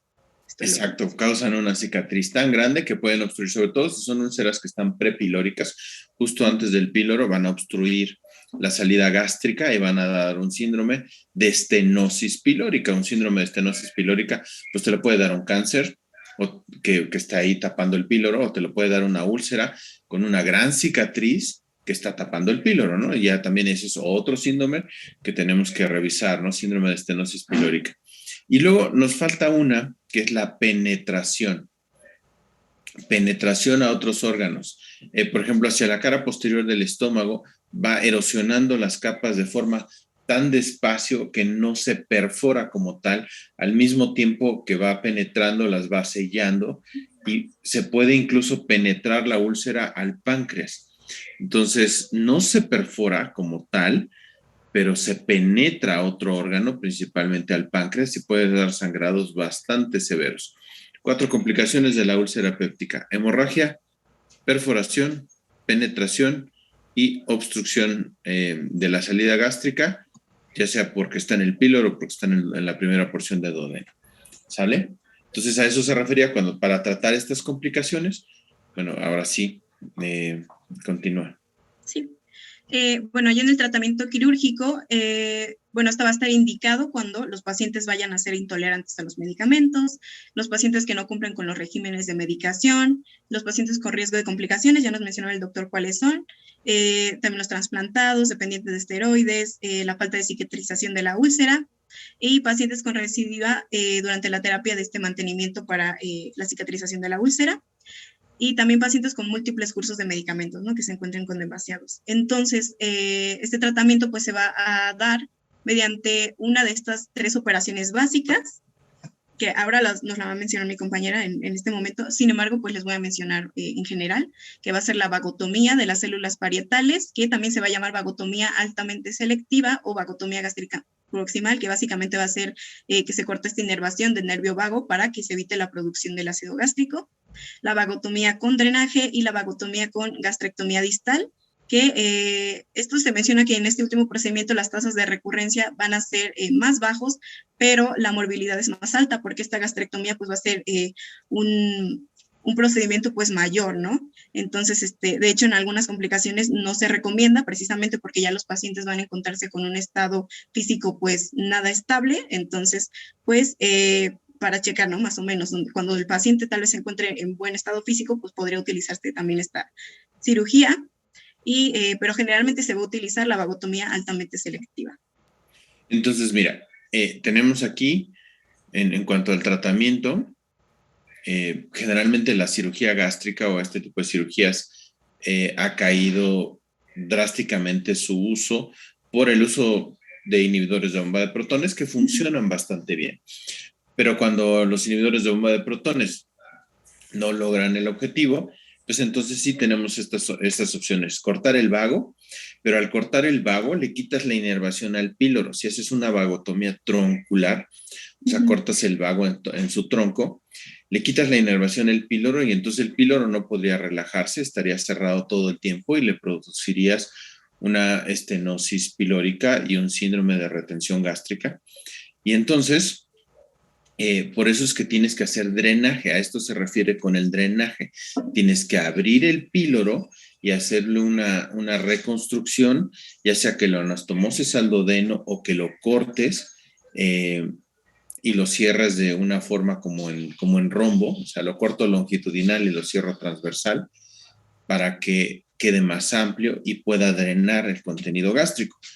Pero por eso es que tú nos dijiste, es mejor usar una vagotomía selectiva o ultraselectiva, porque entonces ya no corto el tronco del vago, me voy más abajito, como a las ramas de la target del nervio vago, y entonces secciono estas pequeñas ramitas, le dejo la inervación al píloro, le quito el estímulo a las células parietales del vago, y entonces el paciente mejora. Sin embargo, siguen teniendo estímulo. El mejor tratamiento, como bien dijiste, es resecar el antro gástrico, ¿no? La antrectomía, y hacer una vagotomía, ¿no? Hacer antrectomía, si quito el antro, tengo que reconstruirlo de alguna forma, tengo que llevar el duodeno, cerrar el duodeno y el yeyuno, llevarlo al estómago para hacer una anastomosis, ¿no? Esto sería una gastro, yeyuno, anastomosis. Pues le quito el vago y le hago la gastrectomía, antrectomía distal. Este sería el mejor tratamiento, el que tiene mayor tasa de éxito, sin duda, y lo ideal, como dices, es hacerlo de forma programada para que, por la morbilidad y mortalidad que pudiera llegar a tener. Y si lo haces esto en un paciente chocado, en una úlcera que está sangrando, en un paciente que está chocado, pues tienes mucho riesgo de incrementarle la mortalidad a ese paciente. Por eso debe hacerse lo más programado posible. ¿Sale? A eso es lo que te referías. Perfecto. ¿Qué más? Gracias. Doctor, disculpe. Entonces, en teoría, el mejor tratamiento será la vagotomía y gastrectomía distal. Sí, antrectomía con vagotomía. Ese es el mejor índice de éxito y la menor tasa de recurrencia es ese tratamiento. Pero también el que más tasa de complicaciones, de morbilidad y de mortalidad tiene. ¿Ok? Ahí es cuando debes de ponerlo todo en balanza. Sí, doctor, gracias. Seguimos. Bueno, ya igual, son las cirugías que el doctor nos estaba explicando, nada más las vamos a mencionar porque también vienen en el temario. Y estas, como también se dijo, se dan en pacientes que no van a tolerar el medicamento, que también está la opción de que los pacientes no puedan pagar el medicamento o que no cumplan el régimen de tratamiento médico, ¿no? Entonces, la vagotomía, que es altamente selectiva, aquí se van a seccionar la rama anterior y la rama posterior del vago, que estas ramas inervan los 2/3 del estómago proximal, que es donde se van a encontrar las células parietales, pero se va a conservar la inervación vagal del antro, del píloro y de las otras vísceras abdominales restantes. Esta inervación vagal del antro y del píloro es lo que se encontré como la pata de gallo o pata de cuervo, que es una rama del nervio del nervio de la target, Sí, que es el que transcurre, o sea, bueno, aquí no se ve el nervio como tal, pero transcurre toda la parte de la curvatura menor del estómago, ¿no?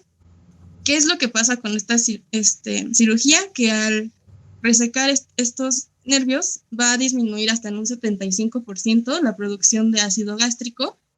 Es altamente selectiva, entonces la inervación de los últimos 6 centímetros del estómago va a estar conservada y también La que se pierde, por así decirlo, es la de los 6 centímetros distales del esófago, la del fondo y el cuerpo del estómago, que es donde vimos que se producen más úlceras y también que hay mayor producción de ácido, ¿no? La que sigue, por favor.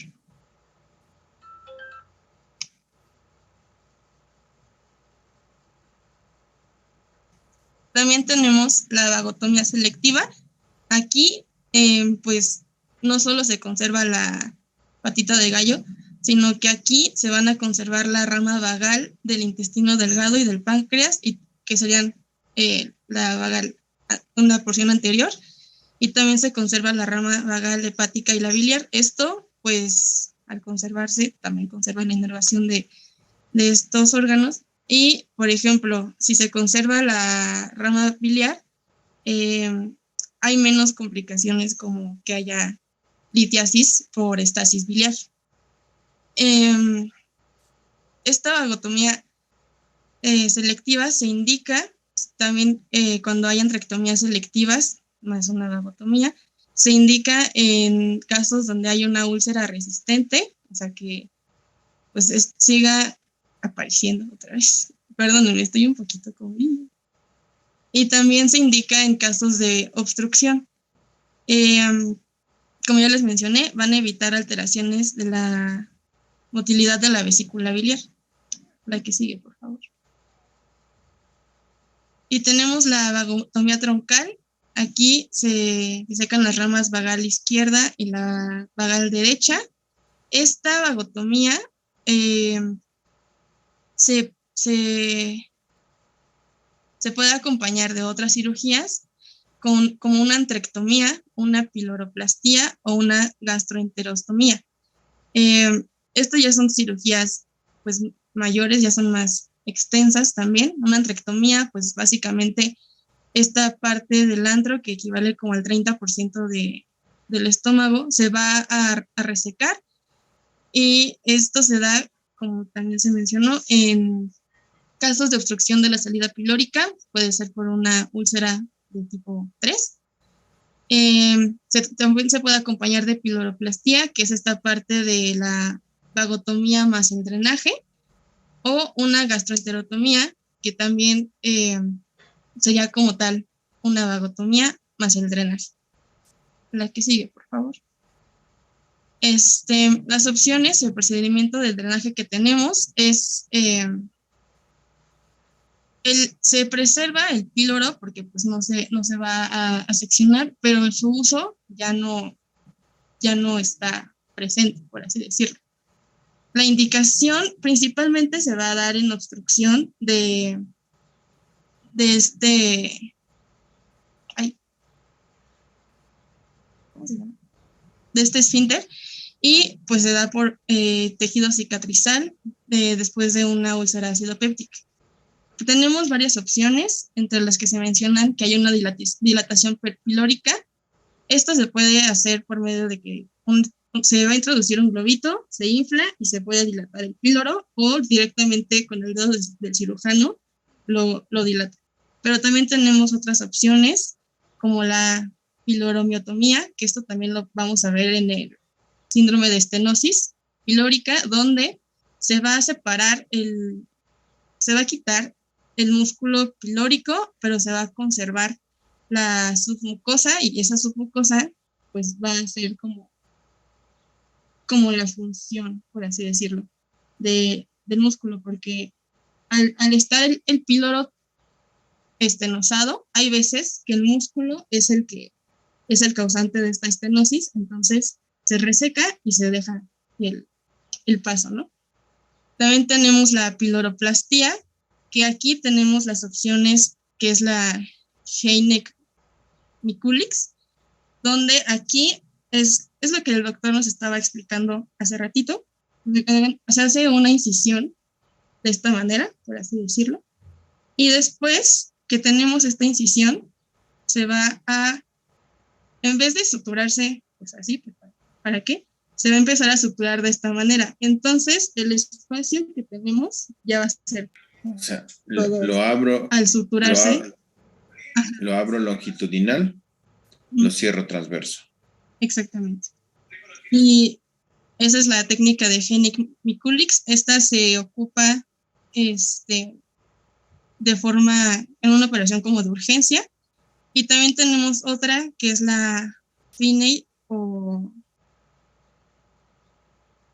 Finney-U, que es que básicamente es, había como una imagen, pero, o sea, tienen el estómago y, bueno, se los voy a intentar poner aquí, ¿no?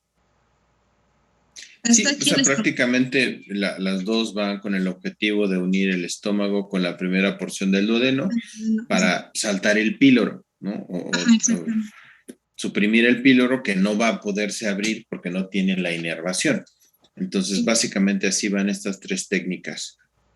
Y y bueno, esas son como las técnicas que tenemos. También tenemos otras opciones, pero esas se las vamos a decir también un poquito más adelante, que ya sea por complicaciones, que se tenga que quitar una parte del estómago o el estómago.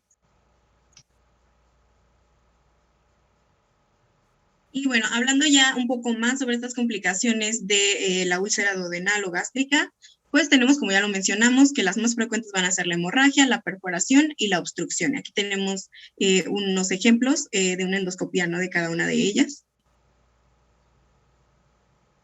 Y bueno, vamos a comenzar con la hemorragia, que esta va a ser la más frecuente de estas complicaciones. Y se menciona que causa la mayoría de las muertes relacionadas con úlceras en Estados Unidos y que además son la causa más frecuente de hemorragia gastrointestinal superior en pacientes hospitalizados.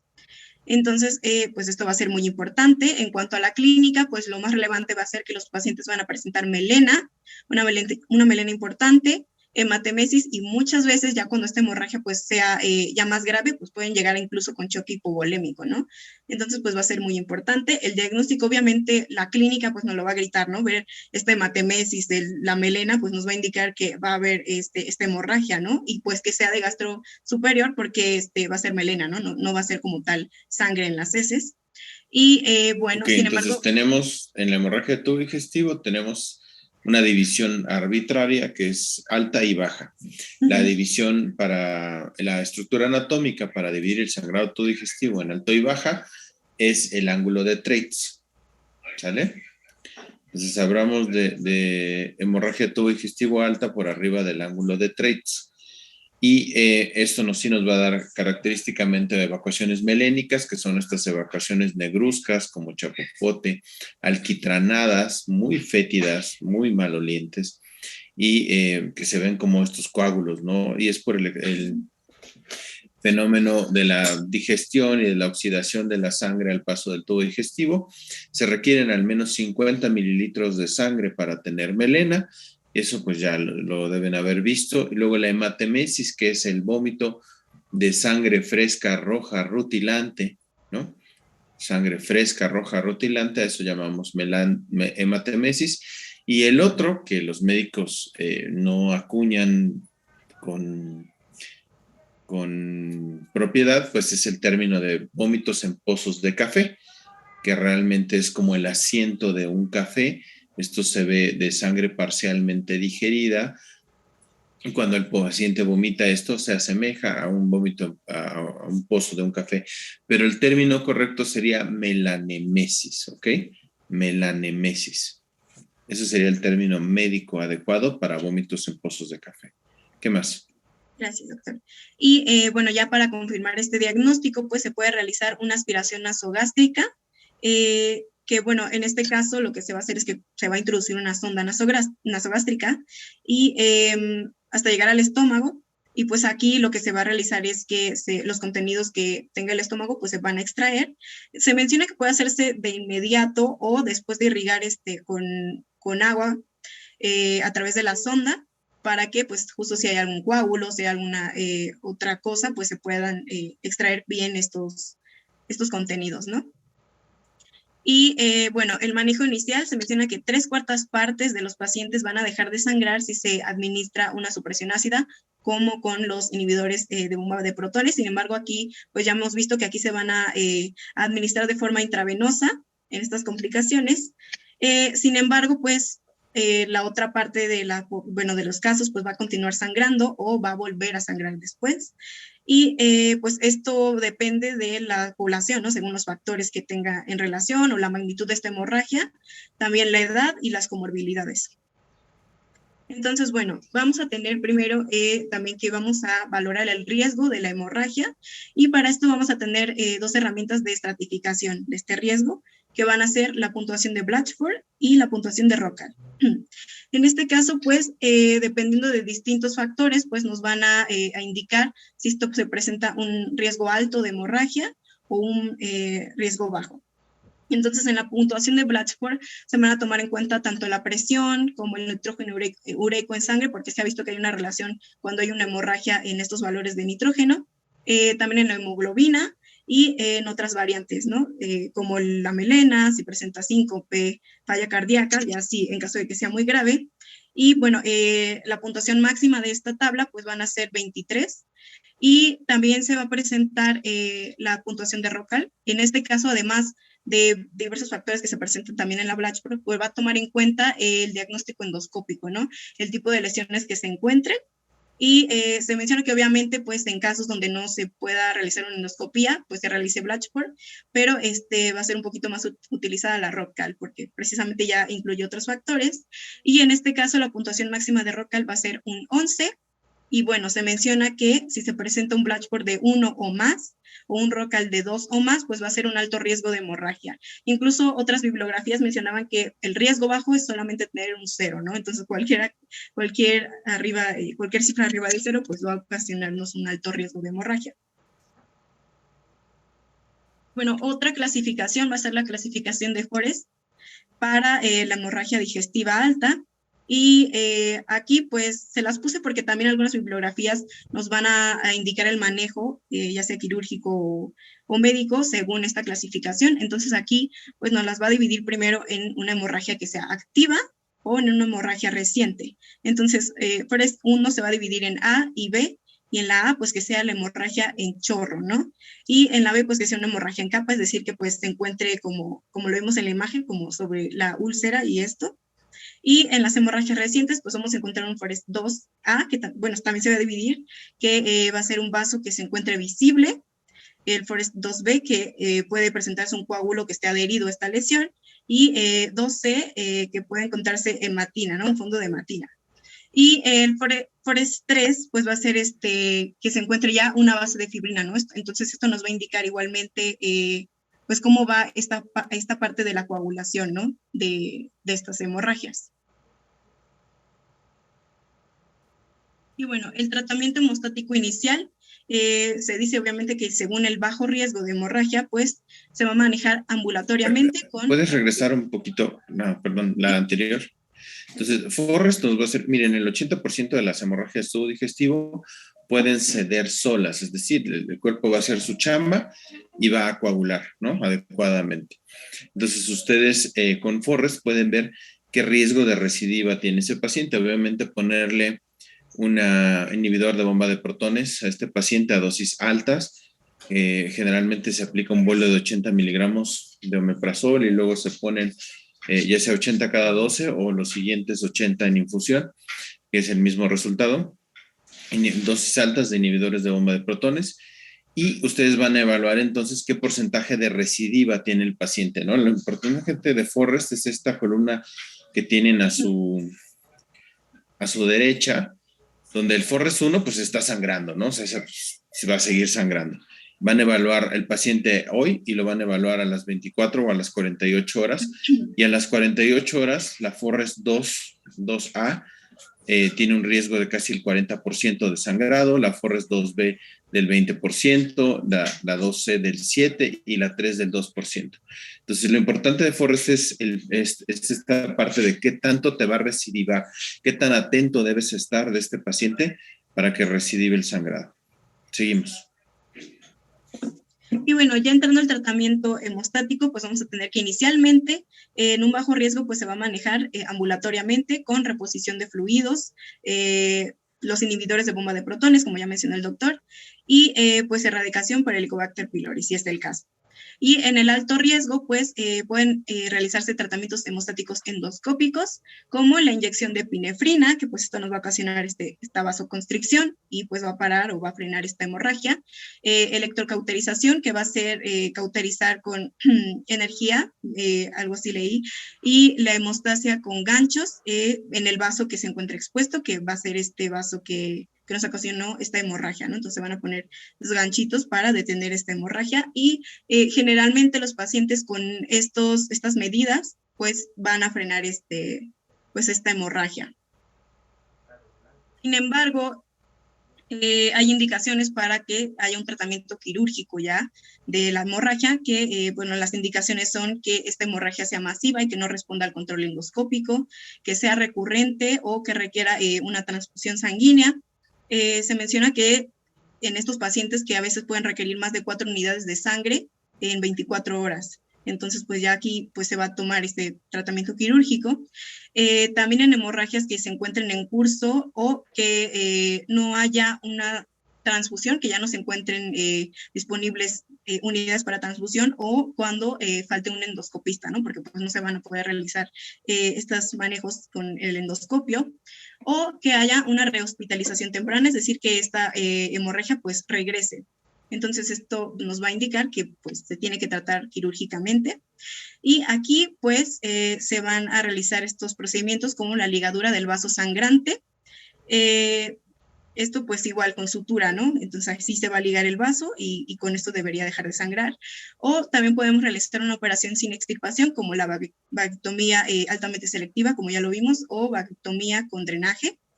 Y también alguna otra que ya aquí incluye extirpación gástrica, pero ya vemos que pues nos ocasiona también alta morbilidad. Y aquí pues podemos encontrar la vagotomía o la escisión de las úlceras. Y específicamente para la úlcera gástrica, pues nos recomiendan la extirpación gástrica, la vagotomía con drenaje y bueno, se tiene que realizar igualmente una biopsia, ¿no? Para ver, pues ya, porque incluso a veces nos puede indicar una malignidad, ¿no? Entonces, pues también tenemos que ver esto. Y en la úlcera duodenal, pues se va a indicar un sobrehilado de la úlcera, es decir, pues literal van con una sutura en la úlcera, o una vagotomía ya con la antrectomía también, ¿no? Entonces, esto es lo que se indica. Bueno, ahora pasando a la perforación, pues esta va a ser la segunda complicación más frecuente de la úlcera péptica, pero va a ser, esta sí, mucho más común que se maneje de manera quirúrgica, ¿no? Entonces, bueno, en la clínica, pues se va a presentar como un abdomen agudo, va a haber un dolor abdominal insoportable, porque obviamente ya al perforarse aquí sí se puede producir esta peritonitis, ¿no? Entonces esto lo que nos va a ocasionar va a ser un dolor pues muy grave. Bueno, se menciona que al inicio se va a desarrollar una peritonitis química por las secreciones gástricas y otros factores, pero posteriormente pues ya va a venir la peritonitis bacteriana, ¿no? Esta infección además. Pues el paciente obviamente va a estar en angustia porque va a dolerle mucho. Y el examen abdominal pues nos va a mostrar signos peritoneales como el abdomen en tabla, que el paciente no quiere que lo toques, la hipertrofia o algunos signos de rebote como el von Blomberg que se encuentra en la fosa ilíaca derecha. Y bueno, para la confirmación de este diagnóstico, pues la radiografía, ya nos lo había mencionado el doctor, que pues, bueno, mencionó que acostado y aquí va a mostrar esta parte de aire libre, ¿no? Que se ve. No, sentado. Sentado, perdón. Sentado, el aire se va hacia arriba siempre. Okay. Entonces tienes que poner un poquito al paciente, pues la tele de tórax, de hecho, va parado. O sea, en estricta técnica, la tele de tórax, pero son pacientes que tienen tanto dolor que no pueden estar de pie. Entonces lo sientas un poquito, lo pones en semi-Fowler y ahí le tomas la placa. ¿Sale? Okay. Gracias, doctor. Entonces, pacientes con abdomen agudo van a tener hiperestesia.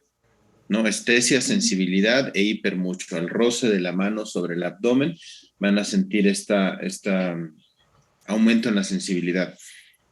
Van a tener hipervaralgesia, hiper mucho, varospresión, algos dolor. Entonces, un aumento a la presión, dolor a la presión. Entonces, cuando ustedes hacen un pellizco gentil en los 4 cuadrantes del abdomen, que pellizquen generalmente el peritoneo, es un pellizco ancho para no lastimar la piel.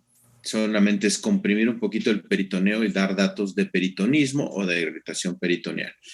Va a tener rigidez muscular, ¿no? Eso se refiere que los músculos abdominales se contraen en defensa a lo que está pasando adentro y se toca el abdomen rígido como si fuera una madera o una tabla. ¿Ok? Entonces, hiperestesia, hipermalgesia, aumento de las resistencias musculares, abdomen en madera, y luego a la palpación profunda, bueno, aparte el abdomen va bastante distendido, va a estar el dolor, puede ser ya generalizado, haber iniciado en epigastrio y de ahí tornarse generalizado. Abdomen doloroso con rebote positivo en los 4 cuadrantes, porque el líquido, cuando se revienta una úlcera, el líquido se riega y generalmente por la disposición del mesenterio va hacia fosa ilíaca derecha y hacia hueco pélvico, y es también ya le duele prácticamente todo el abdomen, entonces va a tener rebote positivo. En cuanto a la percusión, van a tener lo más importante de esta exploración es la pérdida de la matidez hepática. Normalmente si ustedes percuten en el área hepática, en las líneas convencionales deberían de encontrar matidez, y este paciente va a tener la pérdida de la matidez hepática, o sea, va a tener timpanismo porque va a tener aire en esta zona, y la peristalsis en un paciente que tiene ya un dato de irritación peritoneal de este tipo, pues puede estar abolida o muy disminuida. Entonces, con este cuadro clínico, le piden su radiografía de tórax, ustedes ya clínicamente están sospechando de una perforación, y ven la radiografía de tórax y ven que tiene aire libre subdiafragmático. En el aire libre aquí se ve muy claro de los dos lados, pero recuerden que del lado izquierdo, o sea, hacia abajito del corazón, tenemos la cámara gástrica, y a veces la cámara gástrica siempre va a tener aire ahí.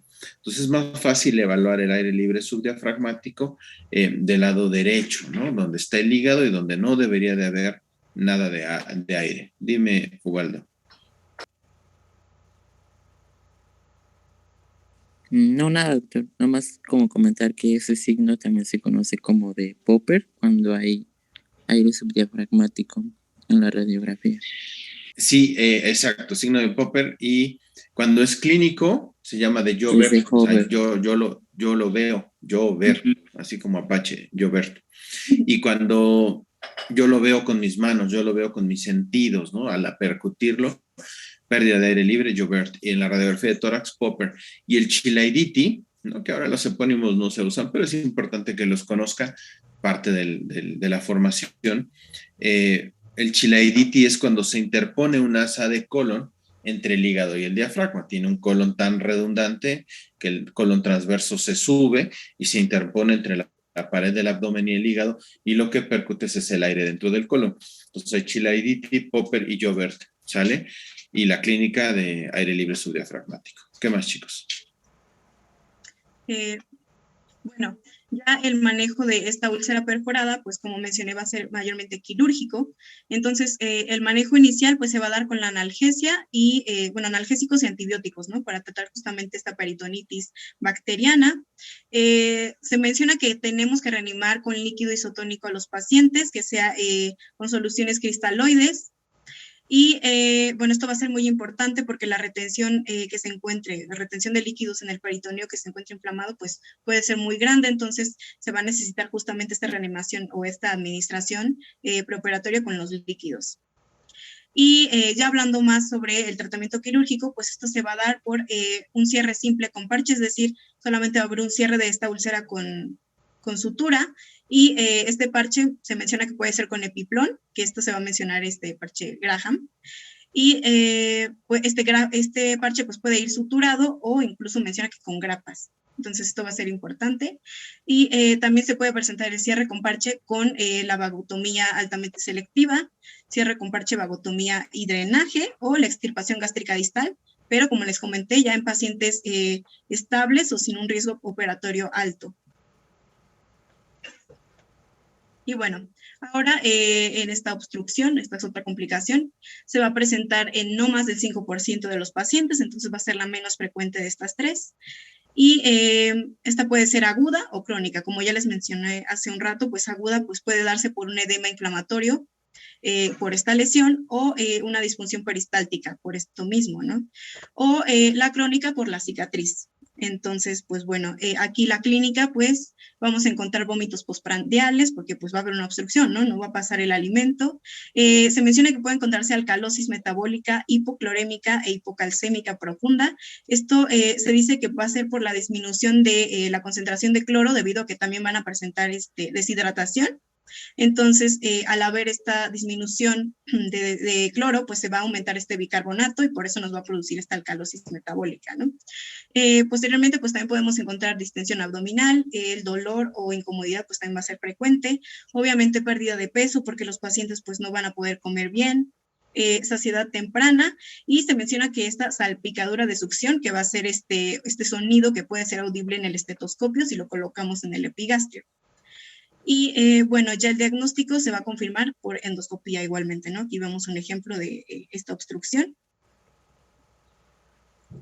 Y bueno, el manejo aquí inicialmente se va a dar por una succión nasogástrica igualmente. Nada más, ¿cuál sería el cuadro clínico de una obstrucción de úlcera, de úlcera péptica? O sea, de la salida gástrica. Hay un síndrome que se llama síndrome pilórico o síndrome de obstrucción de la salida gástrica, ¿no? Y, por ejemplo, las dos principales causas de este síndrome pues son la úlcera gástrica complicada, como es la que nos estaban presentando en este momento, y el cáncer gástrico. La presentación clínica más común son acidías, ¿no? Estos eruptos que huelen como alimentos como el nombre lo dice, desde hace días, o sea, huelen a burro muerto, a huevo podrido, eso es hace días. El paciente tiene plenitud postprandial, tiene saciedad temprana, que es como se debería describir este síntoma de dispepsia. Realmente deberíamos describirlo de forma más elegante y decir tiene plenitud postprandial, tiene saciedad temprana, va a tener halitosis, va a tener un vómito retencionista, es decir, vómito que tiene alimentos desde hace varios días. Oiga, doctor, me comí un elote hace 3 días y lo vomité hoy. Va a tener pérdida de peso el paciente y va a tener el signo de chapaleo gástrico. El signo de chapaleo gástrico es muy característico porque es cuando ustedes meten sus pisitos como al agua y empiezan a chacualear. O si llenan una bolsa con agua, y intenten palparla, mezclan aire con líquido y eso es ese ruido hidroaéreo, esa sensación que provoca en su mano, ese es el chapaleo gástrico, lo que se conoce como el chapaleo gástrico. Y también en pacientes muy delgados, el estómago siempre va a querer vencer esa obstrucción y va a tener una peristalsis gástrica visible, pero solo lo van a ver en pacientes que están ya emanciados porque llevan mucho tiempo sin una alimentación adecuada.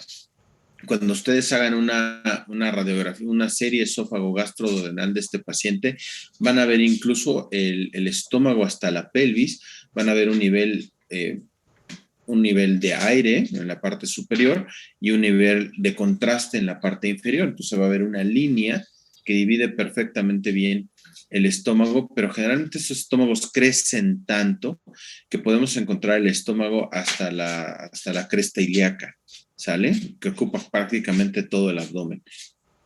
¿Listo, chicos? Síndrome de estenosis pilórica o de retención gástrica.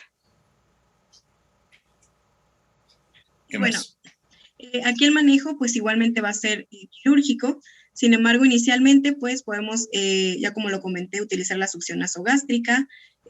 Pues tenemos obviamente que hidratar intravenosamente al paciente y reposición de electrolitos justamente por esta deshidratación que va a presentar, así como mejorar su estado nutricional, ¿no? Porque obviamente pues no va a estar alimentándose correctamente y pues tenemos justamente que mejorar este estado, pero pues va a ser de forma parenteral. Y también la supresión de ácido, pues ya con los mismos inhibidores de la bomba de protones. Aquí, bueno, vamos a tener que las úlceras agudas, que vemos va a ser por el edema y por esta parte, pues pueden responder al tratamiento antisecretor que sea intensivo con estos fármacos y a la succión nasogástrica. Sin embargo, en las úlceras crónicas, pues van a requerir otro tipo de intervención, como puede ser la dilatación endoscópica con un balón, pero esto va a mejorar los síntomas de manera solo transitoria. Entonces, pues después tenemos que ir al manejo quirúrgico, que es el estándar, la vagotomía y la antrectomía, que generalmente ya nos mencionó el doctor. Aquí la obstrucción es donde se va a localizar más frecuentemente. Y bueno, también se puede considerar la vagotomía y gastroyeyunostomía, que fue aquí que nos mencionó que va a ser que se conecte el estómago con el yeyuno. Y si se provee esta obstrucción, que sea difícil para extirpar. Y también la vagotomía altamente selectiva y gastroyeyunostomía, y se menciona que esto es importante porque puede realizarse incluso por vía laparoscópica, ¿no? Y bueno, aquí como mencionó el doctor, pues se tiene que descartar el cáncer porque la mayoría de los pacientes que van a presentar síntomas de obstrucción de la salida, pues se va a deber a una neoplasia pancreática, gástrica o duodenal, entonces tenemos que descartar que haya un cáncer. Y bueno, ya por último, la úlcera péptica, que va a ser intratable o que no va a cicatrizar. En este caso, que el paciente con esta úlcera puede levantar señales cuando puede haber un cáncer que no se haya advertido por el incumplimiento terapéutico, es decir, que no tome los fármacos prescritos, que siga consumiendo AINES sin estos inhibidores o que continúe fumando, entre otras cosas. También porque hay una infección por Helicobacter que nos haya dado un falso negativo y que no se haya tratado, ¿no? Entonces esto también nos puede dar que no cicatrice la úlcera. Y bueno, el manejo quirúrgico se va a considerar con pacientes en los que la úlcera no cicatrice o que haya múltiples recurrencias. También en úlceras grandes, es decir, mayores a 2 centímetros o que presenten complicaciones ya las que vimos, como la obstrucción, perforación, hemorragia, o que haya una sospecha de malignidad, ¿no? Entonces esto es lo que nos va a determinar si va a haber un manejo quirúrgico. Y aquí pues se puede realizar con una vagotomía altamente selectiva, puede ser con o sin gastroyeyunostomía, dependiendo del paciente, o la gastrectomía distal, ¿no? Porque aquí pues vamos a incluir la úlcera.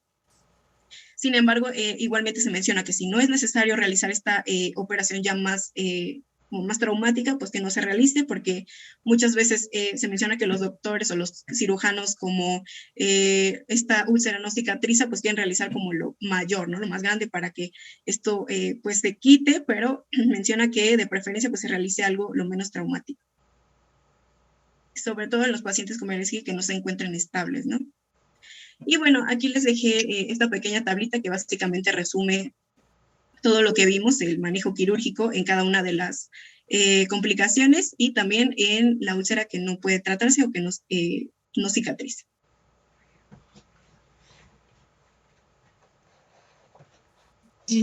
Bueno, pues ya gran parte del tema de hemorragia se abarcó en úlcera, pero también tenemos otras causas que nos van a dar hemorragia del tubo digestivo alto. La que sigue, por favor.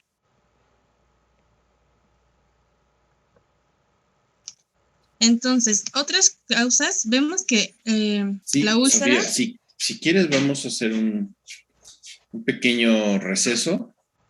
Ok. Y nos vemos a las 11, como lo teníamos planeado. Ya llevamos 2 horas de clase, vamos a despejar la mente un ratito. Coman, bueno, los estudiantes siempre comen. Entonces, comen, duermen y estudian, en teoría. Vayan, despéjense un ratito, nos vemos a las 11 otra vez y seguimos con esta parte de hemorragia y de a ver hasta dónde podemos llegar, ¿les parece? Ok, doctor. Sí, doctor, gracias. Bye.